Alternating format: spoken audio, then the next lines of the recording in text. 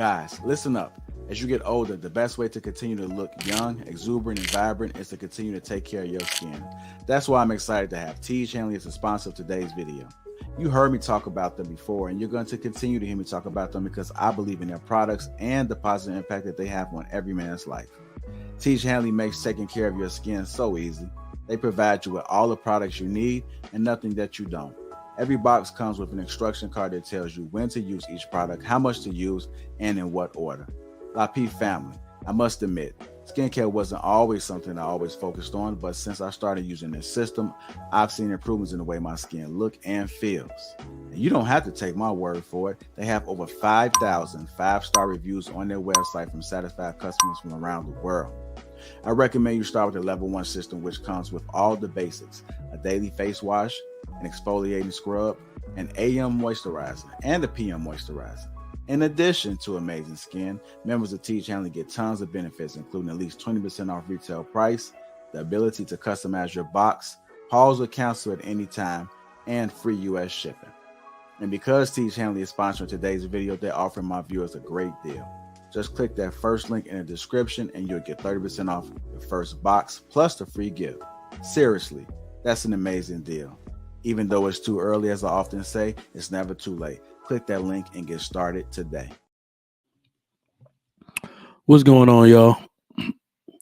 Back again. Thank y'all for coming through. I don't know what happened in the last hour. I'm just a little under the weather or something. But we're going to make it do what it's supposed to do. The Nuggets about to come roaring back. Don't worry about it. The Nuggets coming roaring back. I can't wait to get you Lakers out of there. I'm sorry. It's cool if y'all get one. Y'all going back to Denver either way. Them boys balling. It's their turn. I need to see a Nuggets Heat finals. It's not going to be the biggest viewed thing in history, but it's time to get out of the LeBron era, man. To be honest, we're already out of it. Time for these new stars to arise. Time to show them how fundamental basketball is played. We got stretch 4s, stretch 5s now. It's time for these people to come up out of the shadow of LeBron James, all right? You got Jimmy Butler carrying his whole damn team. Come on, man. We need to get back to those days where you just watch one person putting down 2s, not even 3s. ISO, work you down, buckets. So I can't wait to see it. That's going to be a good one for basketball. I see y'all in the chat. We're going to talk about it. I actually had to change the topic the last minute.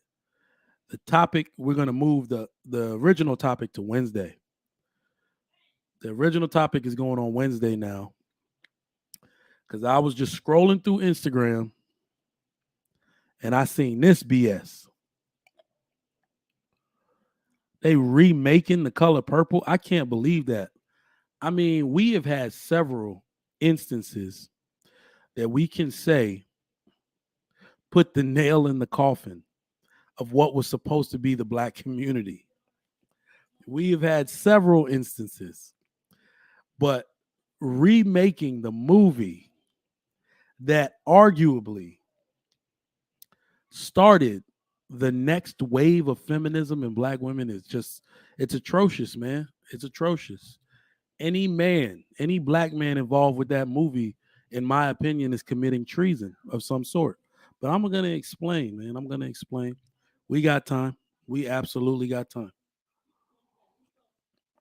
Thank y'all for coming through to the Trigger Mike Show on the Lapeef Network, the greatest network on YouTube. I know it is Monday night. We got sports on. We got a lot of your favorite streamers also on. But you could be anywhere, and I'm glad that you're here with me. I appreciate your support. Thank y'all for coming through. We're going to chop it up on this. If you feel like coming up and speaking on this topic, if you're somebody who's seen the original Color Purple movie, I want to see you in the chat. And I also want to see you come up and cam up and talk to me when we open the link for the discussion. Because this is, I want to know how people feel about this. We've heard several people, including Kevin Samuels and others, talk about this, but we got time. We're going to get into that. So greetings and thanks to everybody coming in. Salute to all the viewers nationwide and international. If you're watching this and you're partaking in this broadcast. I know my UK people sleep right now. They're going to wake up in a few hours, usually around 11. They start coming into our stream. But everybody international, Africa watching, that might be up, all of our international viewers, we appreciate you. Thank you for your continued support on the Lapeef Network. Make sure you share this content out so people can partake. All right. Let them know to subscribe. Of course, like every video, but subscribe. Hit that bell for notifications so you know when we're coming to you with fire content each and every day. We also have clips for you to watch. Those clips are hilarious. If you're one of those people with a short attention span and you don't like watching long videos, you can absolutely click on the Lapeef Let's Talk clips and Lapeef clips in general, the Lapeef Network clips, and get your fill of daily content there. We got something for everybody going on. Shout out to JR and HR for making that happen. Those dudes always working. All right. So, what do y'all think, man? Talk to me in the chat. What do y'all think about this remake? I'd like to shout out to the sponsor, Tej Hanley, as well. Shout out to the sponsor, Tej Hanley. The link is in the description. 30% off along with a free gift. Feel the Tej. Father's Day is coming up. If you are thinking about a Father's Day gift and you want to get something, I would suggest getting a Tej pack for that man in your life. 30% off along with a free gift. The link is in the description. Go ahead and click that link. Show your support. Father's Day is around the corner, so make sure you get that going. Get one for every man in your life. I really think that a lot of men don't want to be bothered with skincare until somebody puts them on to their regimen. I'm telling you, I was the same way. I think my barber said something like, man, you got a lot of dark spots. I got something for that. You know, I always appreciated those barbers that would not just try to sell you stuff like hustle, man. Oh, damn, the Nuggets within 1 point. It's over. They wouldn't try to sell you stuff like they were just hustle, man. Oh, the Nuggets up. They would explain things to you and what you were going through with your skin, right? This dude was like, yeah, I see some folliculitis here. Very intelligent. Very intelligent. His wife was actually a cosmetologist slash esthetician. So I guess they started their whole thing. They made this cream for me out of tea tree oil to get my razor bumps down. So I didn't know I was supposed to be into skincare and taking care of my skin other than washing my face with some face wash that wasn't good for me. It dried out my skin. All right. Those of you, especially melanated people, need to get into what's called oil free. All right. Even Equate, even Walmart makes a good oil free daily face wash. Like literally, best one I've ever had. Skin looks rejuvenated. I'll go grab it at some point, but Equate even makes it. So you got to read that bottle, man. Oil-free face wash for you melanated folks. All right. But yeah, get that Tej pack for all the men in your life. 30% off along with a free gift. The link is in the description. We appreciate you. Hit that like button. Show your support. Hit that like button right now and get those likes up. We are in the building on the Trigger Mike Show.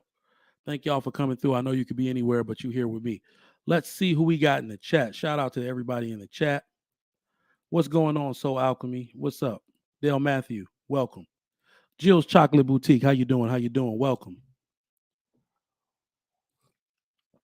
Cascott 119, how you doing? How you doing?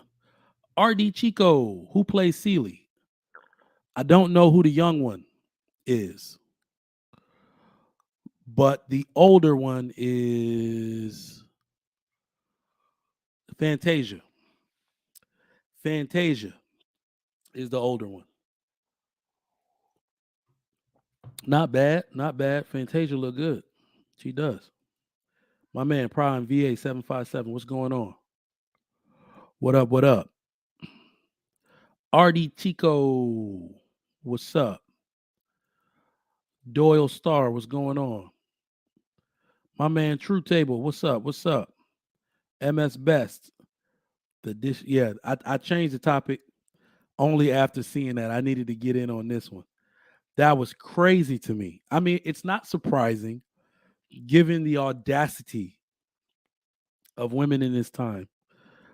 But to remake that movie, just, it's a head scratcher. But we're gonna talk about it. In fact, I'm gonna drop the link. So I wanna go over some things, man, about the Color Purple movie in general. I want to go over some things. I'm gonna drop the link, and I want y'all to come up, chat with me. I want y'all to come up and talk to me about talk with me about it. let me say some stuff in my opinion about the Color Purple movie in general. Let me talk to the chat and everybody in the audience real quick. What age were you? What age were you when you saw that movie? I believe I was in third or fourth grade. And I can tell you, it was wildly inappropriate to show eight was I was like what, 9, maybe 10. Wildly inappropriate.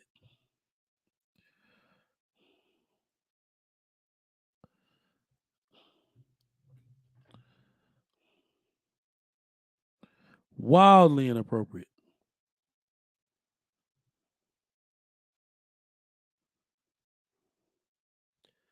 All right. Wildly inappropriate for 8 and 9 and 10-year-olds to be watching that movie. LM says, as a youth, yep.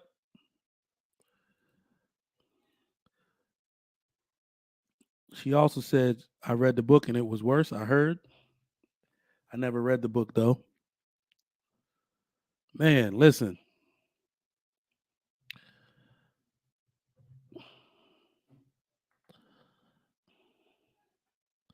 Listen. Oh, damn, I just spit all over the mic. Text my man Fatty real quick or DM. Yeah. But anyway, let me give y'all my thoughts. Let me give y'all my thoughts.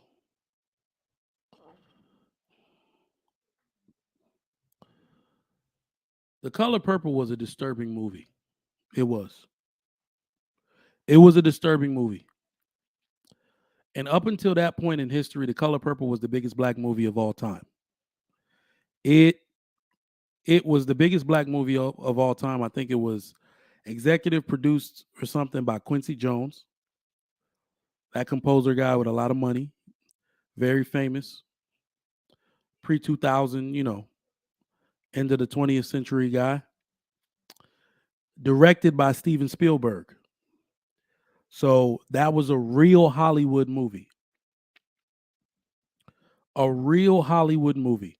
And that's what made it, up until that point, the biggest black movie of all time. Now, the reason why I have a problem with that, and why I think over the years, as men who watched this movie as children, we grew up, we matured, we became more conservative in nature. In fact, that's not a bad thing. That's what's supposed to happen as you get older. In fact, that's what the statistics say is supposed to happen. As you start acquiring more things and have more responsibility, as you own property, have children, get married, etc. As you grow older, you become more conservative. And as I became more conservative, I thought that movie depicted black men horribly. I'm not even playing. I'm giving you my real honest to God opinion about this.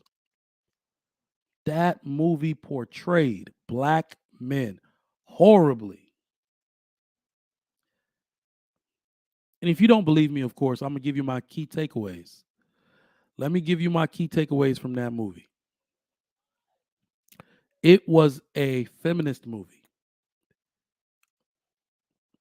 It was. Wouldn't have been able to put that into words, before I grew up, maybe before 25. I wouldn't have been able to put it on the side of feminism or anything. But one of the things that I realized from that time, that 1985 time until now, script and media and show business, television and movie, whatever you write in a script is very powerful. They improvise movie scripts from the book. That movie came from a book. In order to make the live action movie more impactful, they will improvise on a lot of the things that were said in the book. So script is very powerful. In fact, it can be eternal. Most of us are still quoting things from movie scripts. Bad Boys. Give me a pack of strawberry bubblicious and some Skittles. That, I mean, we play around, but that stuff can actually be eternal. So movie scripts are no joke. We've all made jokes about the color purple. You told Harpo to beat me. You show is ugly. We've done all of that. Scripts can be very powerful. I've noticed that going back and looking at that film, I've noticed that in pretty much every female, especially black female led production on TV, there is a disgusting amount of feminism and misandry written all through these TV show scripts, all through these movie scripts. As I often say, the true sign of feminism and misandry in media and show business is that they cannot make a black woman look strong and capable without making a black man look weak and inept. That movie, The Color Purple, depicted black men horribly, and it was a blockbuster. It debuted in Los Angeles. Spielberg invited his friends. It was met with controversy, all that type of stuff. I remember doing a history lesson on that damn movie. As many people loved it and thought it was a great production, it horrified the other half of people. So basically, what I got from that movie and why I'm saying it's a feminist movie, all right? Not only did it depict black men horribly, what I got from that movie was the message to black women in general was being a mom, bad. Being a wife, bad. Being with a black man, bad. I'm not being extra. That's how I really feel. That's what I took from that movie. Put a one in the chat. If you read the same thing I'm reading from it. That's what I took from that movie.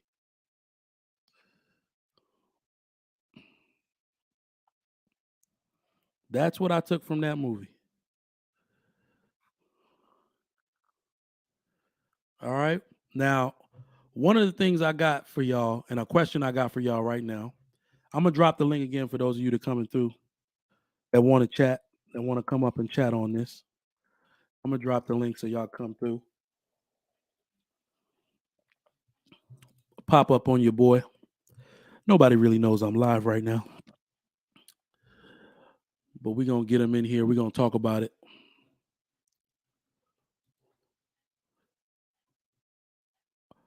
One of the reasons I know there's proof that my assumptions about this movie were correct. Being a mom, bad. Being a wife, bad. Being with the black man, bad. The reason I know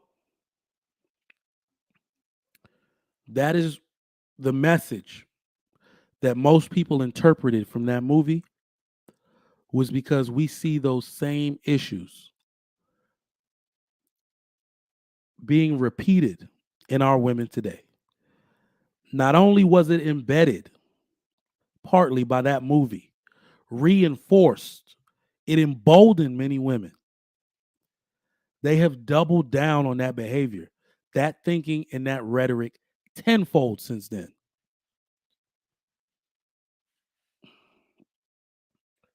I was talking to somebody today in my chat, and I'm gonna pick on her a little bit. I'm not gonna give you her name. She's usually in the chat, chopping it up, talking, But I put up a what is it called? In my stories. I put up something in my stories about the movie. And she had said, let me go ahead and read it for you. Hold on.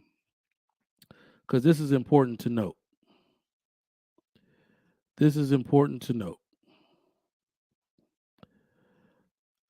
I put up in my stories when I saw that they were remaking this movie.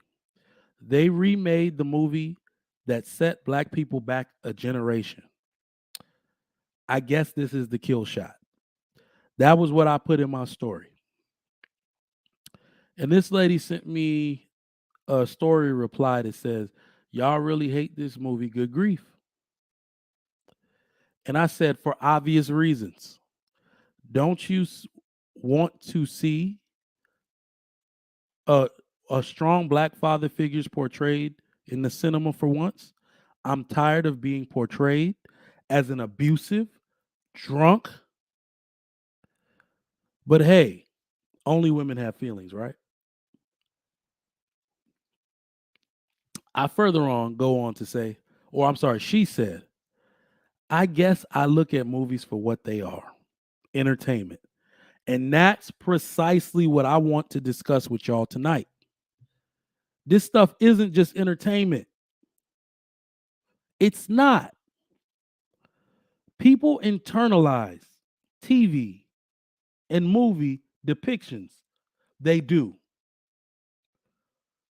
The way people talk, dress, parts of your ideology, your response to stress comes from the way you see things depicted. Most people are playing a character. I've noticed that. In modern times, most people are playing a character. They adopt the persona of different characters. Some of those characters that they're portraying are from these movies. I 100% believe that, and I see it every single day. They're not behaving like themselves. They're behaving the way they think a certain character that isn't real, a fictional character, will behave. I see it every single day. Part of your makeup of what you think about other people is based on the television shows that you watch and the movies that you watch. Some of these narratives that black women have about black men came from TV. It came from what you saw in like House of Pain. Well, black men don't be doing blank only because you saw one son or something do something crazy. And you watch that show for mad years and you think that's actually how black men behave or something.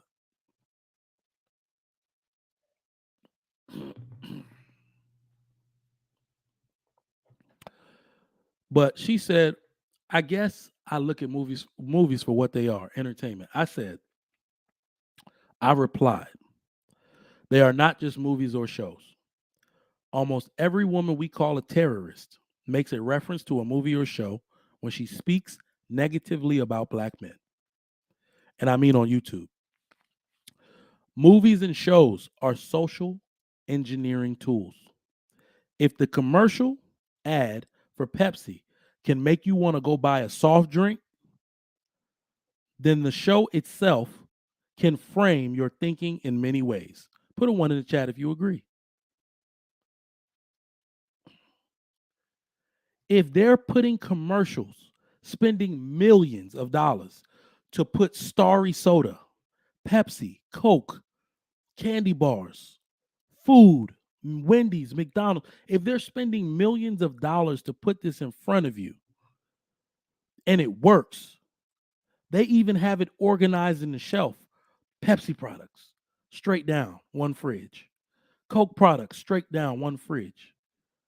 They're inspiring you to buy a soft drink.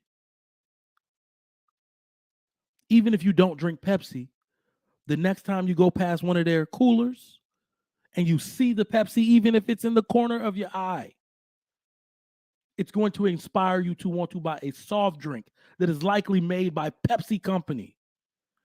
If they have gotten it down to a science, well, it's going to inspire you to buy a soft drink. And the way they have it organized, once you see Pepsi, you're just going to look down for something you do drink made by the Pepsi company. See how that works? So if they can do that with a commercial that's short, how do you think they can't do that with a movie that's long? A long form video like a movie. They absolutely can. They can indoctrinate your ass with a movie.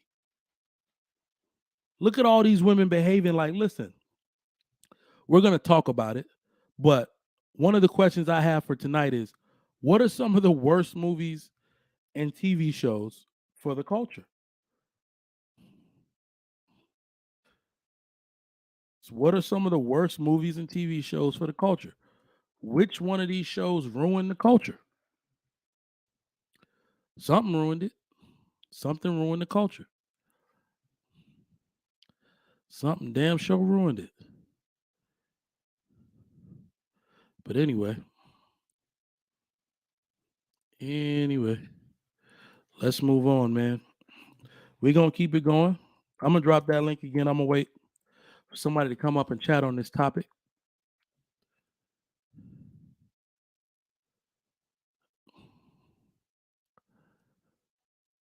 Oh, man.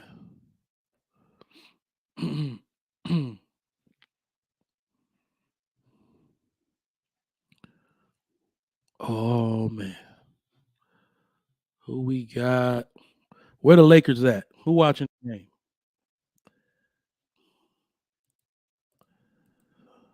My man EBD, good evening. What's up? My man grew the beard out. Yeah, I haven't gotten to the barber yet. I need to go like probably tomorrow. I need to get my fade and I need to get a shave. Okay. No Yeah, doubt. I remember the color purple way back in the day. You know what image from that movie is burned into my subconscious is when someone got hit with the butt of a gun like in the eye. Mm-hmm. I think that was Oprah, and I think it was a cop that did it, a white cop or something like that. I think so. Yeah, I don't know why, but that image, like just that within that movie, like that stuck out to me as I think the reason why it burned into my subconscious is because my mom and Oprah were kind of the same size. Mm-hmm. So I can easily swap out my mom with Oprah at that scene, and I think it kind of triggers it triggers me. You know what I mean? Because Yeah. I can kind of wake up and be like, okay, my mom got hit in the face with a gun, and nobody can do or say anything about it. And that was kind of my worst nightmare, like growing up. So yeah, there's a lot of things in that movie that changed everything. The Women of Brewster's Place was another one. Mm. Yeah, I watched a lot of that stuff growing up. Got you. That movie, I mean, movies in general like that. Let me get the first ones going here. So, with your opening thoughts, what do you think about the remake? Do you think this is a movie that needs to be remade? This is news to me. I just Googled it. So, yeah, this is whoa. We want to re-traumatize Black people over and over and over again by displaying violent behaviors that aren't average. Yep. We don't wake up to this every single day. Anywhere, right? Like you can go to any 50 states. Now, somebody somewhere is going through some beef or some struggle or whatever. But even with that, that's not every day, right? It's because it's over something, some argument or whatever that went back a few years or whatever. That happens, right? But is that the app? Is that worth remaking and revisiting like such a small percentage to where no one can really relate to in 2023? Mm-hmm. Like we're so disconnected from the movies of yesteryear, because the movies of yesteryear, if you think about it, all of the actors that are in them, they're all A-list. They're all top of the game. Danny Glover, Oprah, Whoopi Goldberg. Like, look at where they're all today. They're all, you know what I mean? They're all top. Even back then, they were the best actors to do a movie like that. But to bring it back for 2023, I'm not sure where there is a value in bringing back these depictions of Black people, like either accepted being beaten or Black men depicted being rapists and abusers of their women. Like I said, because it's not average. It'd be one thing if it were, but it's, we don't live in that. We're so far removed from that era to where you want to see a movie. You know what you want to see a movie of? You know, I want to see a movie that they don't make again, that they should be remaking. Boomerang. Black men, like Black men and women succeeding. Yeah. In relationships and all that. But they redid the show on BET. Here's what they have to do with those type of movies. Even if you're going to remake all of these movies, there is a critical issue that I got with these movies and these shows. They cannot be solely written and produced by Black women. Right. They take over the narrative and just they'll turn it into The Color Purple. I promise you. Remember, this is not Cap. This is not something I'm saying. There is a trend. Or you cannot. I don't know why. I don't know what's wrong. And it's maybe not even just Black women. I see it in other productions too. And then I'll go to the writing. I'll go look at who writes the show, and they're all rainbow men or women. They make men look crazy on some of these. Crazy. Sometimes they write lines for the men. Right. And I'm like, what dude would say that? Yeah. In that moment, what dude would say that? And then I go to who wrote the show, and it's 3 females' names there. Like, what?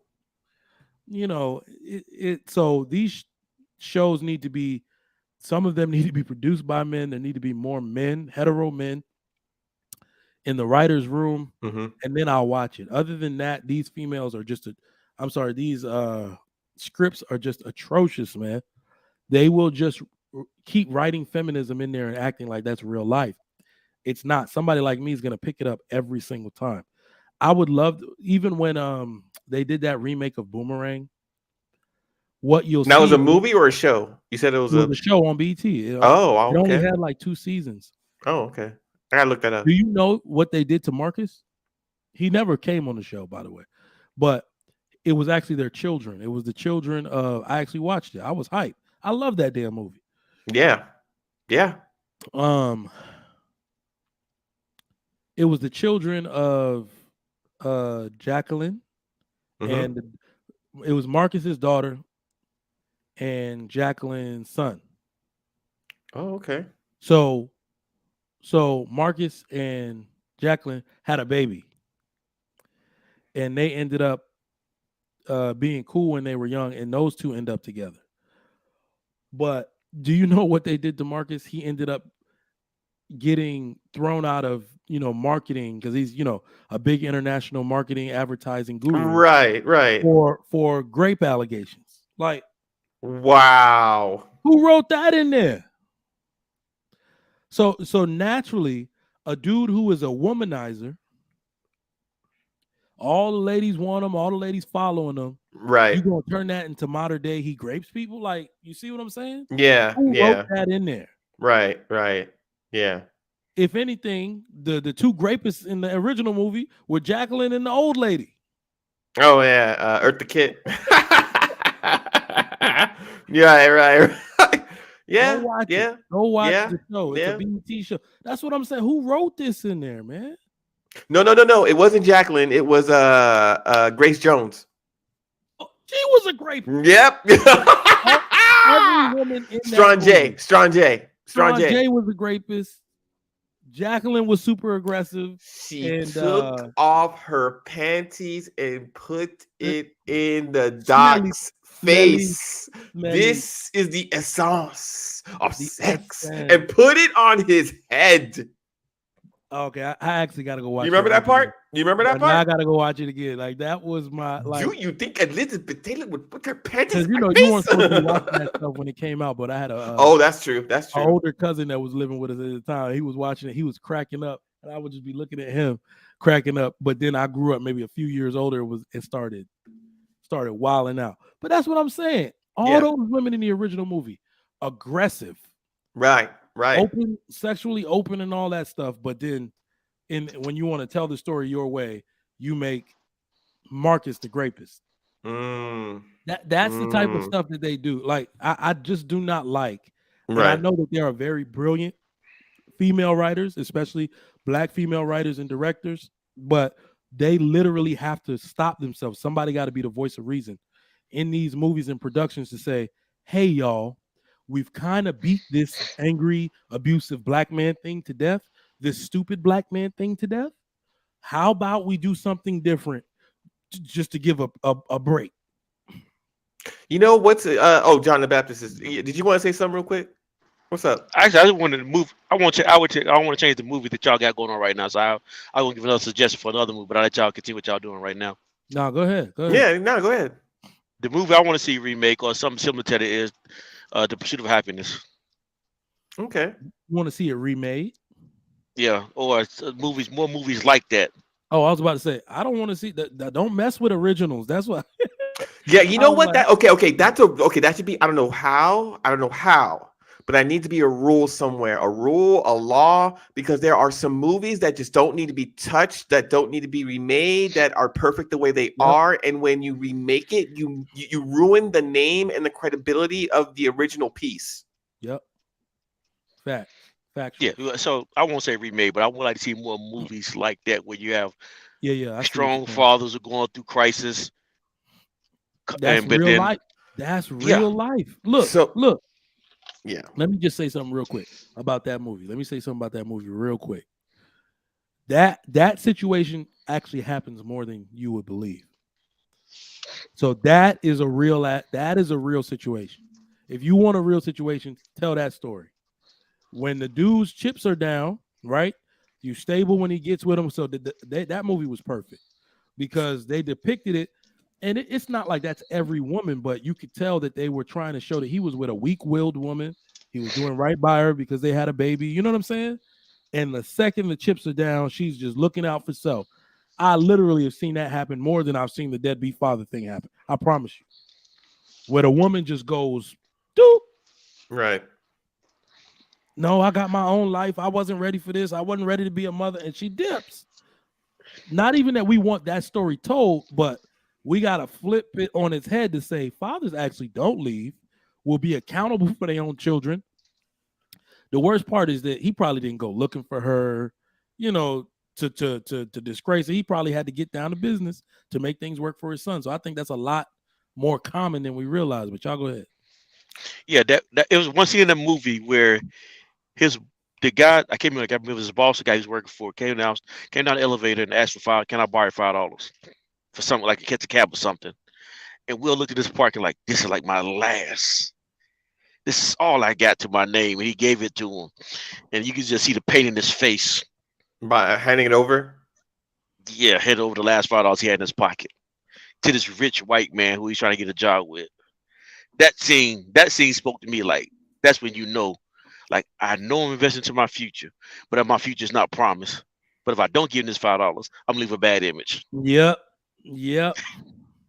So I was working on a series of movies, like I was writing a series of movies, and I wanted to get them made, and it's about showing like Black men, right?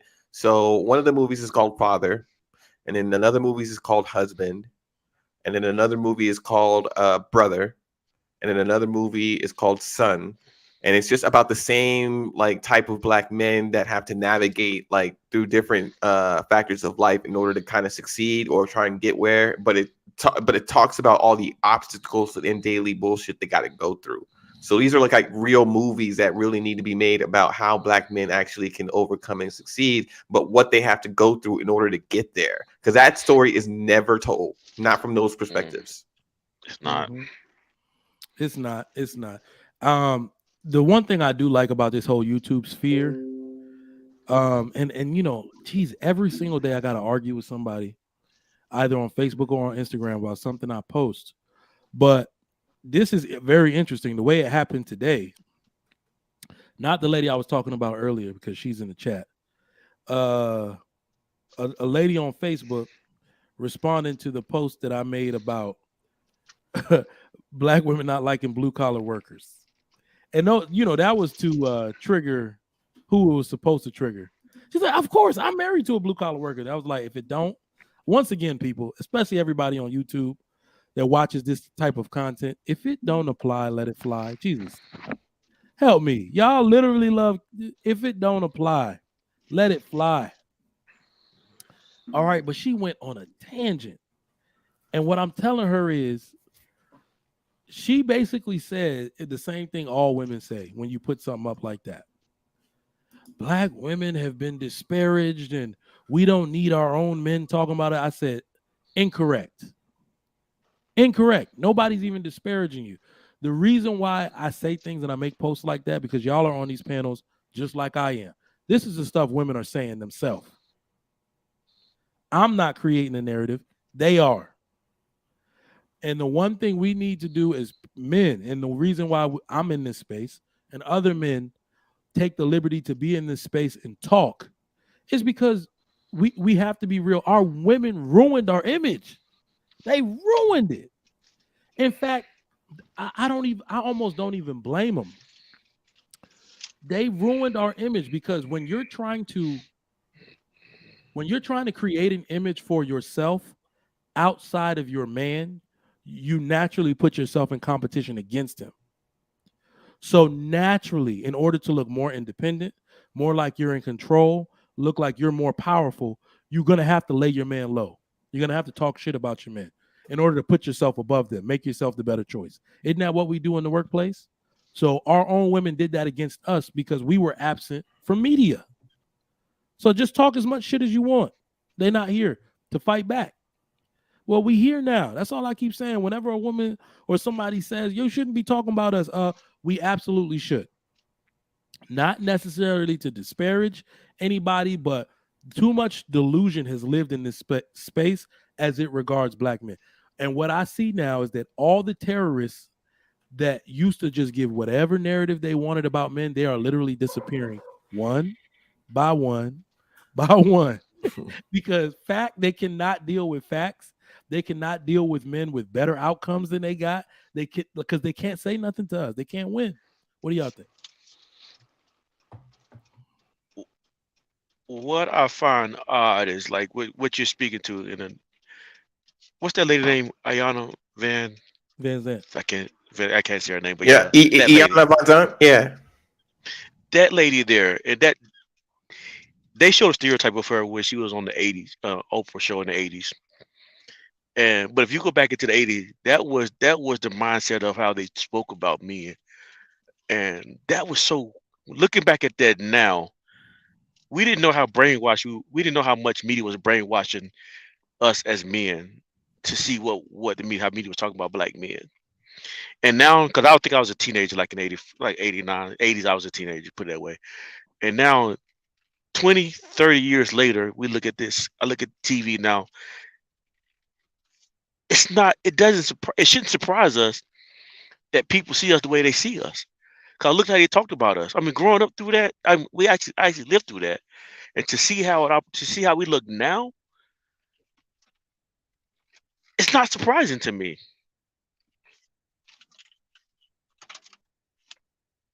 All right. I got questions for y'all. Let me drop that link for anybody else that want to come up, and then I got questions. We're gonna get to our first question. All right. First question of the night is EBD, we're gonna start with you. Was the Color Purple movie harmful to the black community? If so, how? yeah. In the long term, I mean, sure, it was entertaining, but in the long term, I mean, the movies we put out there are broadcast to the world. Not only was it harmful, but it was applauded for what it depicted. You would think that you would judge a movie by how applicable it is, the production quality, things like that. I understand that the big star power that was behind it, and the acting and directing and things like that. But it's just as far as if in case you haven't noticed, all of the slave movies and all of the violent movies that depict Black people win awards. All of the other movies, like a Boomerang, that show is successful, or things like that, they don't win anything, which should tell you something. That is heavy, bro. And facts for real, for real. All right, John, you there? I'm here. All right. So What's the movie? I watched that Lapeef- movie a long time ago. Yeah, go ahead. It's been a while since I watched that movie, but what I do remember from that movie, just going by memory, I remember colorism being taught in that movie. Because Celia, I can't remember the light skinned lady that was supposed to be the most attractive one, and then Whoopi Goldberg character, which kind of looked down upon. But then you also saw you told Harpo to beat me. So so yes, it was real bad. It was real bad for our culture. Something the movie never should have been made.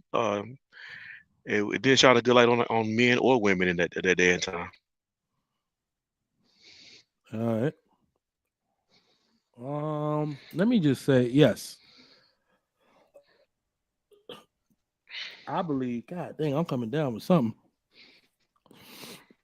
I believe that movie was harmful, bro. It was 100% harmful. Looking at some of the narratives that it put out there in society and how people make reference to it being the biggest Black movie, it actually had that title for years. Yeah. It was a blockbuster, Spielberg directed, Quincy Jones produced movie. Huge. They felt comfortable enough with it to show it to us in elementary school. Wildly inappropriate. In fact, they showed it in multiple school systems, if I can remember that correctly.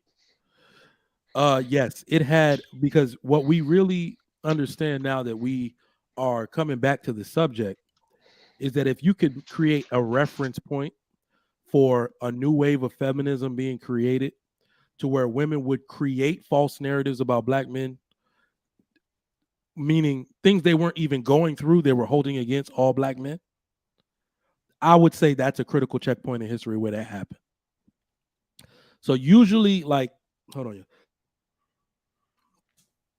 Usually when women talk, I've noticed that they'll talk about Black men in the sense that they've experienced this before. Then you dig a little deeper and they'll be like, no, I never. Well, what you talking about it for?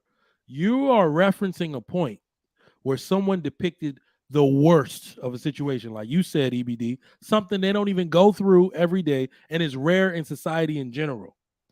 But because they want to make a statement about themselves and how they're freeing themselves from any kind of persecution and mistreatment and their independence, and they, to keep that type of thing going, they will make reference and make note to the worst situation that can happen.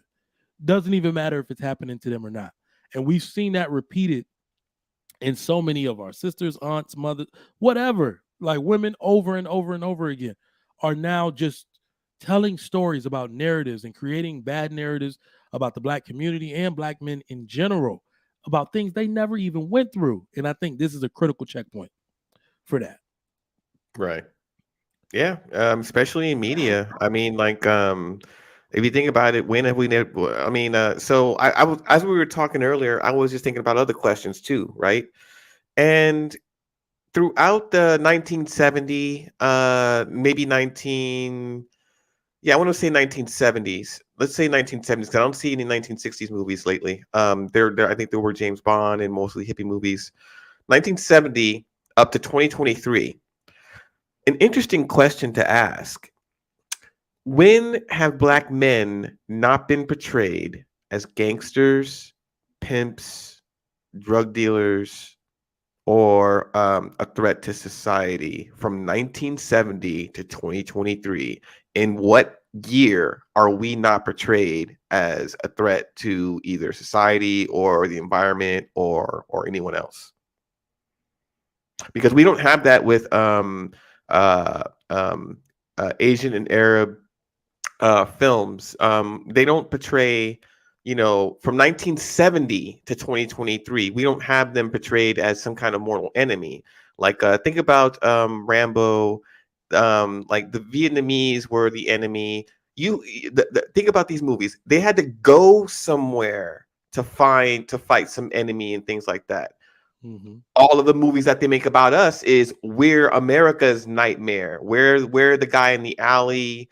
We're the pimp on the corner. We're the pusher. We're the Cadillac. All these throughout the 70s. Okay, now looking about the 80s. Who were we in the 80s? Nino Brown, right? We're Nino Brown. We're the drug dealers. We're the crack addicts, things like that. We're the pushers. We're all that. Then in the 90s, what are we then? Now it's, either rap or hip hop or gangsters and things like that. Okay, so what are we in 2000s? Okay, now we're trap, right? Now we're more like, more hardcore. So in what decade or what year are we not portrayed as these things? No, it's been progressively getting worse. Right. So it's not even now. So it's actually worse, because the gangster stuff, when you look at it in a certain way, that's cool. Right. That's masculine to a certain degree or extent. Damn, my nose is even running now. But now we're portrayed as inept, a non-masculine, fruity, down low, feminine now. anything, Yeah. subservient. Right. They have done anything to just like literally remove our position. Right. Anything but, okay, you know what we are? We're everything but a CEO. Name Exactly. a TV show or a movie where there is a black CEO making all the decisions and he is successful and he's a billionaire and he's this and that. Tyler Perry You know what I'm saying? make himself the CEO. You know what I'm saying? But yeah, like even on a you can't find a commercial. You cannot find a movie. You cannot find a comedy show. You can't find a miniseries. You can't find that. How is it that you cannot find a black man as a CEO of a company in 2020? How that through 1970 to 2023, where have you seen us at the pinnacle of power in business or corporate or international business? Portrayed daily. Or as an option, or hey, you can be this too because of this guy over here. Like this is what's missing, right? No one sees us as a CEO, but everyone can see us as a drug dealer. Everyone can see us as a gangster. Everyone can see us as all the negative stereotypes and tropes, but no one can really look at us in a suit and say, oh yeah, well, of course he's going to be wearing a suit. It's 2023. The average black man is not a gangster. Oh, you're still on mute. Like never has been the average Right. black man. Right. It's just freaking terrible. Let me just say this. All right, next question. Are TV shows and movies used to push the feminist agenda? Yeah, I think so all the time. Yeah, all the time. I think if you think about who consumes television, it's going to be mostly women because usually women stay at home, staying at home with children. That's why they have programming the way it is. They're all baby programming during the mornings to keep your children busy. There's daytime television, soap operas, game shows.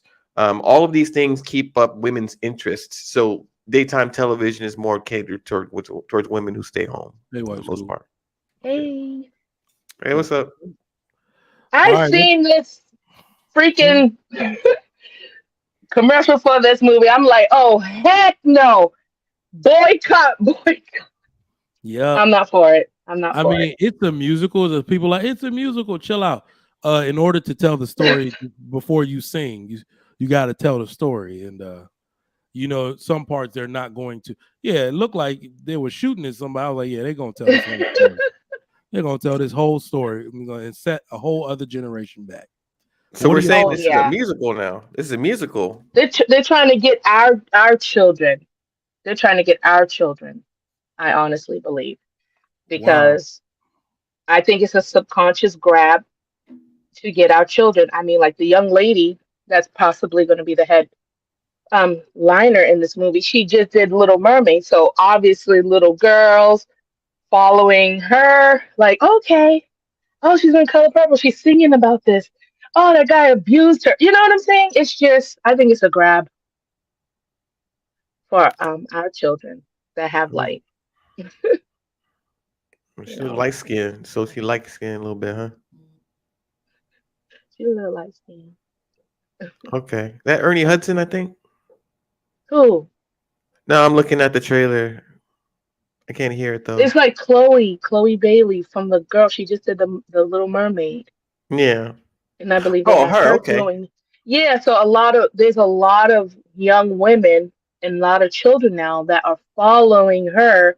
So going from that to this Harriet Tubman type thing about we know what the Color Purple was about and how it's such a how much of a problem it was for us now growing up and thinking that we all this cite this, oh, my grandmother was abused, like everybody grandmother was abused and whipped and stuff. So now they're just passing it on to the younger generation. I just think it's so horrible. I think we should boycott.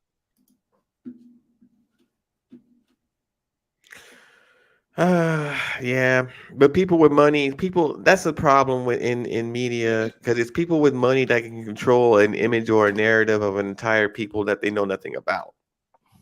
But we Yep. can control our seats. We don't have to support it. But think about it, media isn't gonna be like the movie theater no more. It's HBO Max. It's on your phone Uh-huh. today. I mean, it's gonna And be the into your bad part, school.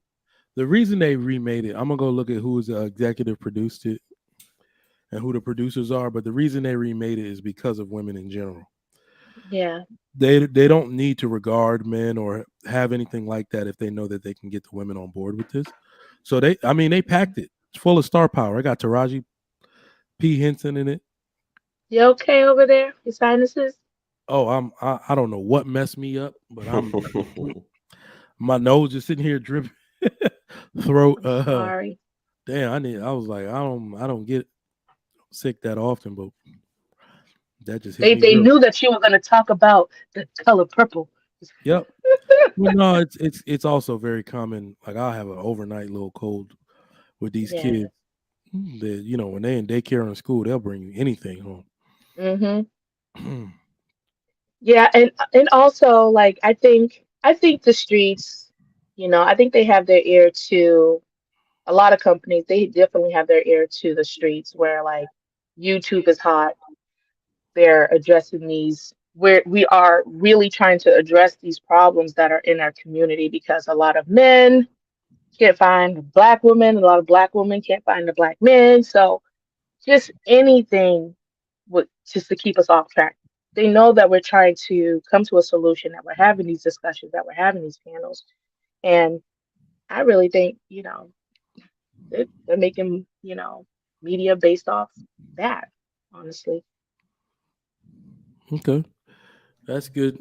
That's good to talk about. So let me ask you the question: are TV shows and movies used to push the feminist agenda? Yep. Because How women so? are highly, we are very, we're TV junkies. We're drama junkies. Um, they know that we love. I mean, even back in the day, my aunt would say, 5 o'clock, come on, her stories come on, get out the way. I need to watch my TV, okay? And then we'll talk later after my stories are done. So they know that women are high consumers. Look at Tyler Perry, how he rose. His consumers weren't men. I mean, they just happened to be there. And who did he use? Sexy characters that we love in those muscle shirts. When they take the shirt off, the women are like, oh my God. They know. They know Yep. what they're doing. Mhm. Yep. All right. I would definitely think these shows. I mean, we talked about it before. They're definitely used to push this agenda. I think a lot of people let it go unnoticed because one of the things that I think I'm not really much of a conspiracy theorist, but I consider myself to be smart enough to know that some conspiracies are true.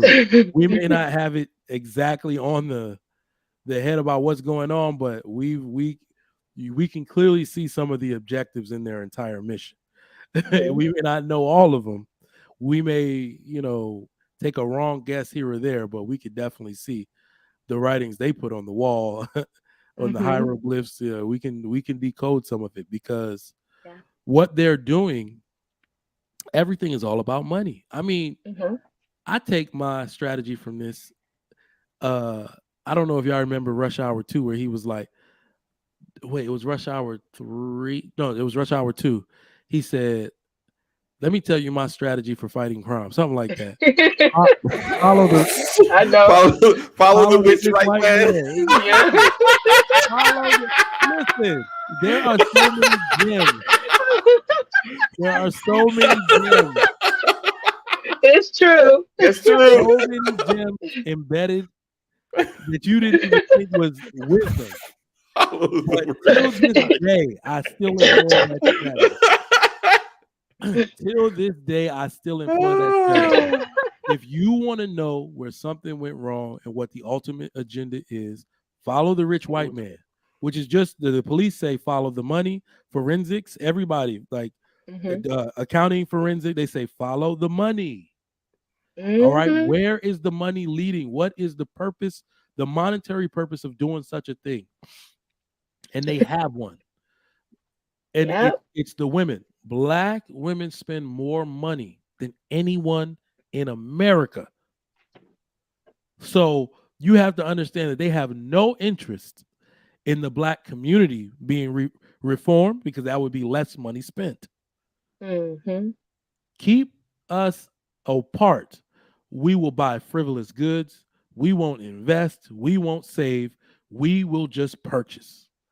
So Yes. anything they can do to keep our eyes set on independence, everything that makes women feel, independent, like they don't need to have a man in their life so they can accomplish these things, to feel like they're better off apart outside of companionship, they will do.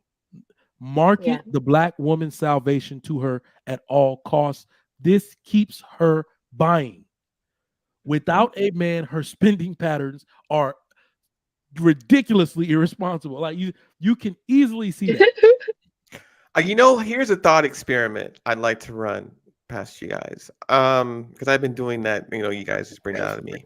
But a thought experiment. Think about how much stronger the American black man and woman would be in 2023 had we not had modern day feminism.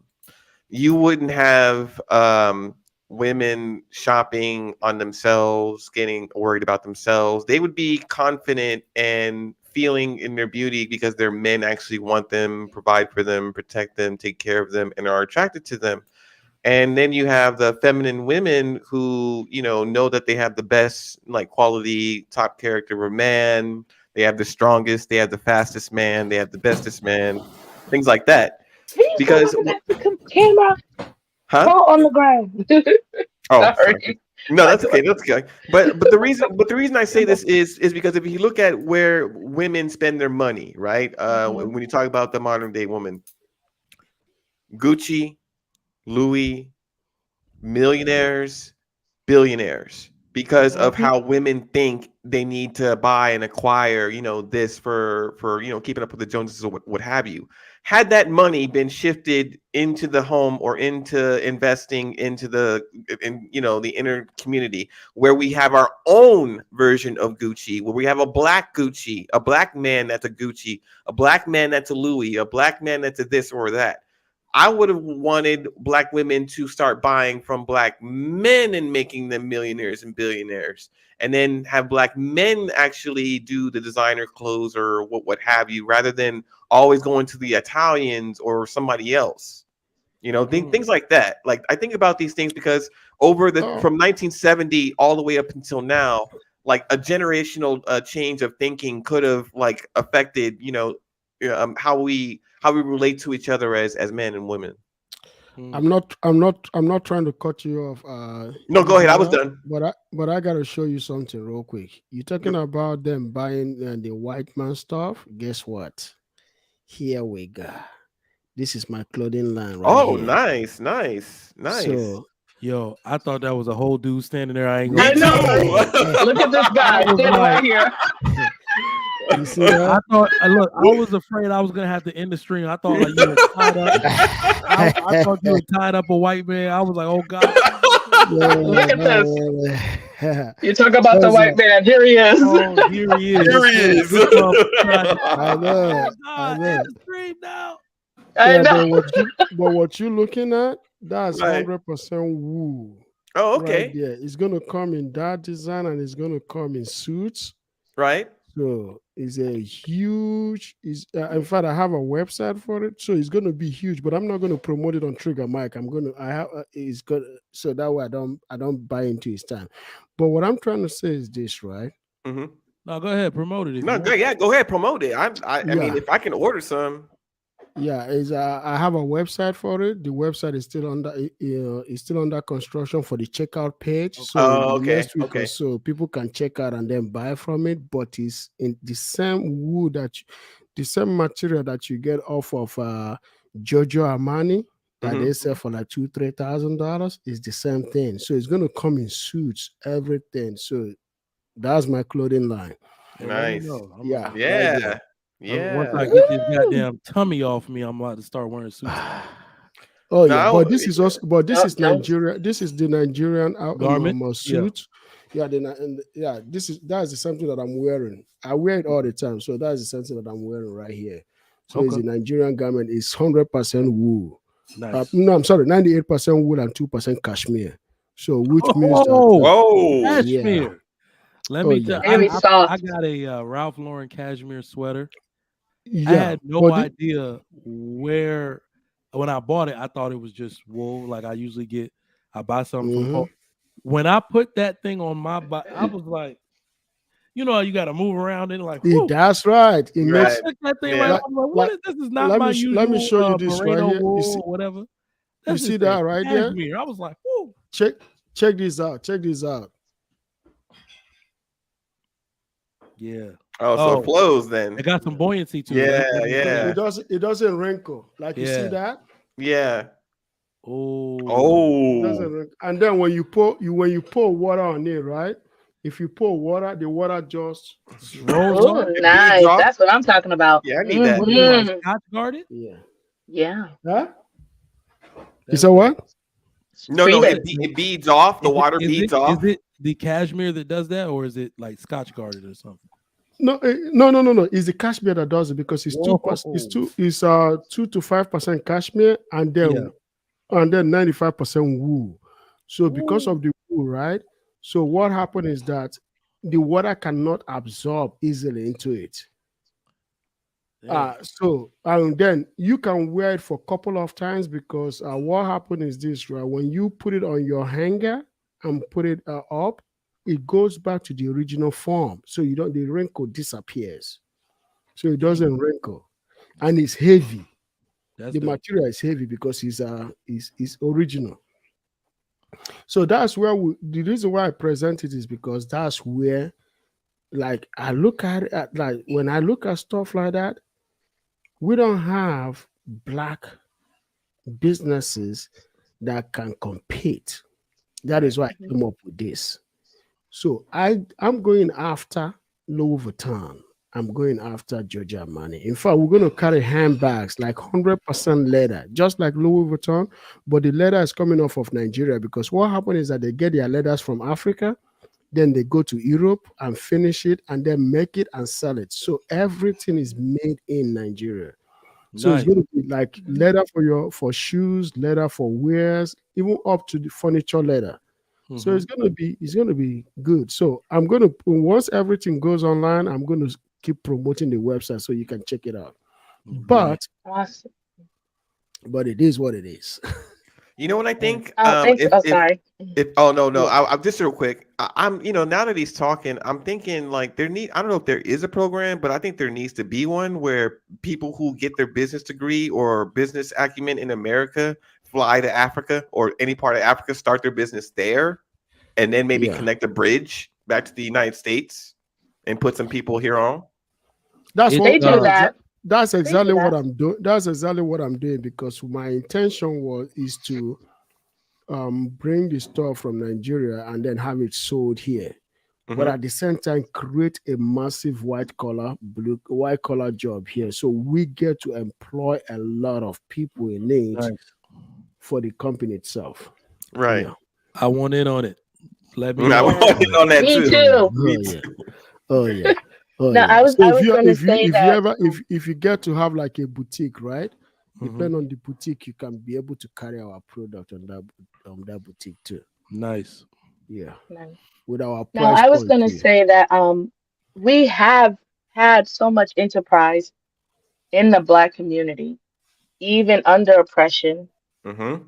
We dug ourselves out, made so many inventions, and contributed to the American society. Society is basically was built by us, and it was just taken from us. We've had Black Wall Streets and lands and homes, and in the middle of the night, people would come in with guns and fires, blasting your own bed. And so what does that do to a person's confidence? Even Marcus Garvey, looking at him, what he achieved, and all these things, and like just from our minds and coming together. I believe we've done that so many times, but it's just been taken and taken, and then they do it in different ways, and we're not knowledgeable about it, and like it just sets us back so much. Now we have to start from the bottom, and so you got other people working at the bottom, redlining us, taxing us, not showing us the good house, not putting us on, you know what I'm saying? And it's Right. just been so much opposition against the Black people because and they know that if we ever come together, it's over, Yeah. because a little bit of it is going to be a little bit spiteful and say, okay, you did this. Oh, we're going to make it a South Africa experience for you. Right. You know what I'm saying? So they know. I mean, we have it, but hopefully we can get together and do it. Yeah. All right. All right. Econet, Yeah. you could answer the question at hand, please. Are television shows and movies used to push the feminist agenda? Of course, of course, of course, of course. You gotta put it this way. Check it out this way, right? The reason why mm, okay. I was discussing with some group of people in a YouTube that consists mostly of Nigerian women. Then I found out how much damage the feminism movement has done in the black community. In fact, it has gone into Africa deeper than I even thought. But it was an eye opening. And I have over 200 women coming from my head. And I did not back down. I went hard into them. And then I had men from those channels reaching out to me, telling me, thank you, because we've been trying to say they're not hearing, but we're glad you said it. Look at it this way. The China is going to Africa to build factories, transfer of technology, trying to make Africa to do business with it at 2% lending rate. But United States and IMF are still going to Africa lending at 32% against China's 2%, 3%. But this is also what United States is doing. They're also going to Africa, asking Africa to promote culture, promote freedom. Africa doesn't need freedom. We already have it from centuries. We don't need culture. We have our own culture. but they don't want to transfer technology to us. So if they can empower our women and make our community gynocentric, it weakens our men. Then we don't become a challenge to them. You see what I'm saying? Yep. So what they're doing in particular is how do they weaken us? Promote gynocentric. Yep. Because if you can have a strong woman, you have a weakened man, and then the community become vulnerable. So they can never move forward. Because guess what? Give me the strongest woman on earth, and I will give you the average man on earth. Yeah. And they both can get into the ring and fight. That average man will knock out the strong woman in 30 seconds. He will knock her out. Give me a strong man and give me a strong woman. Put both of them in ring. She will not survive after 10 seconds. He will knock her out with just 2 punches. You see what I'm saying? But they know that if we can put a black woman in power, the white man will destroy her any day, anytime. So they rather fight her than to fight us. Because we are strong to go against them. But they don't want to do that. So they want to fight us, but not fighting us directly. That is why when the white woman wants to do something, when she wants to go after the white man, she looks for the black woman to help her to pass the laws against the white man.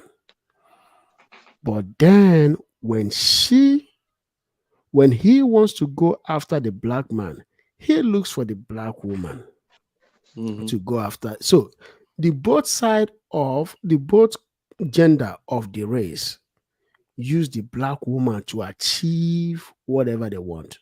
So the white woman use the black woman and the white man use the black woman. So either way, our women are being used, but they don't want to listen.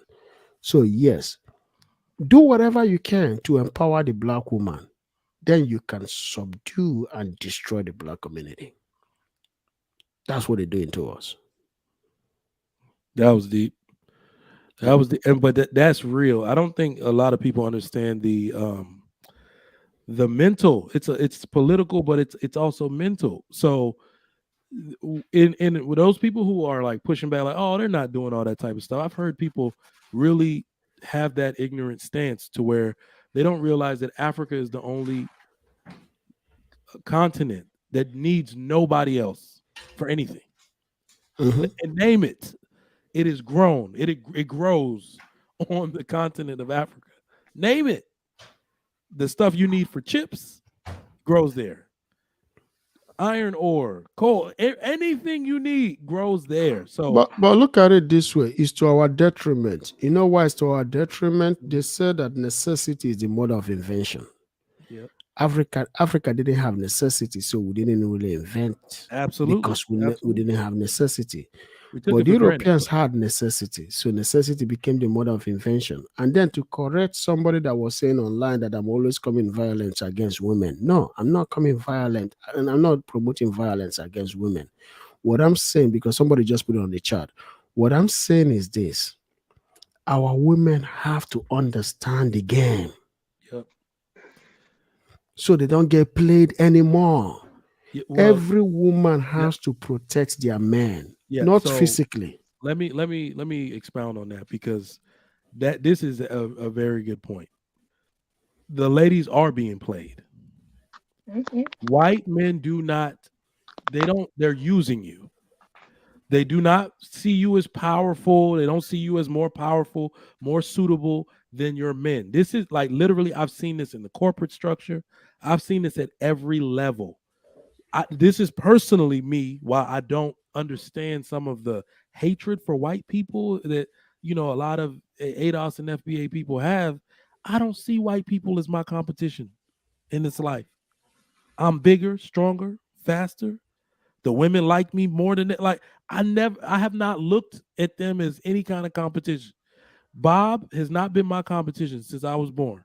Ahmed, Han, Those dudes might be my competition in the workplace. I've not looked at a white man as competition for years. Can we And extrapolate that out to globally? That's how we are. We don't have competition. yeah, Africa as a continent, as a continent of a collection of many countries, you've never seen us like put our things in other people's faces ever. Yeah. And these men, so like he said, the way they'll do it is to say, if I can disrupt his household, if I can pretend to empower this woman, like look at what they are doing right now. Look at how stupid they think we are to the point where they bring Little Baby and Cardi B to the White House to speak on behalf of black people and black issues. What?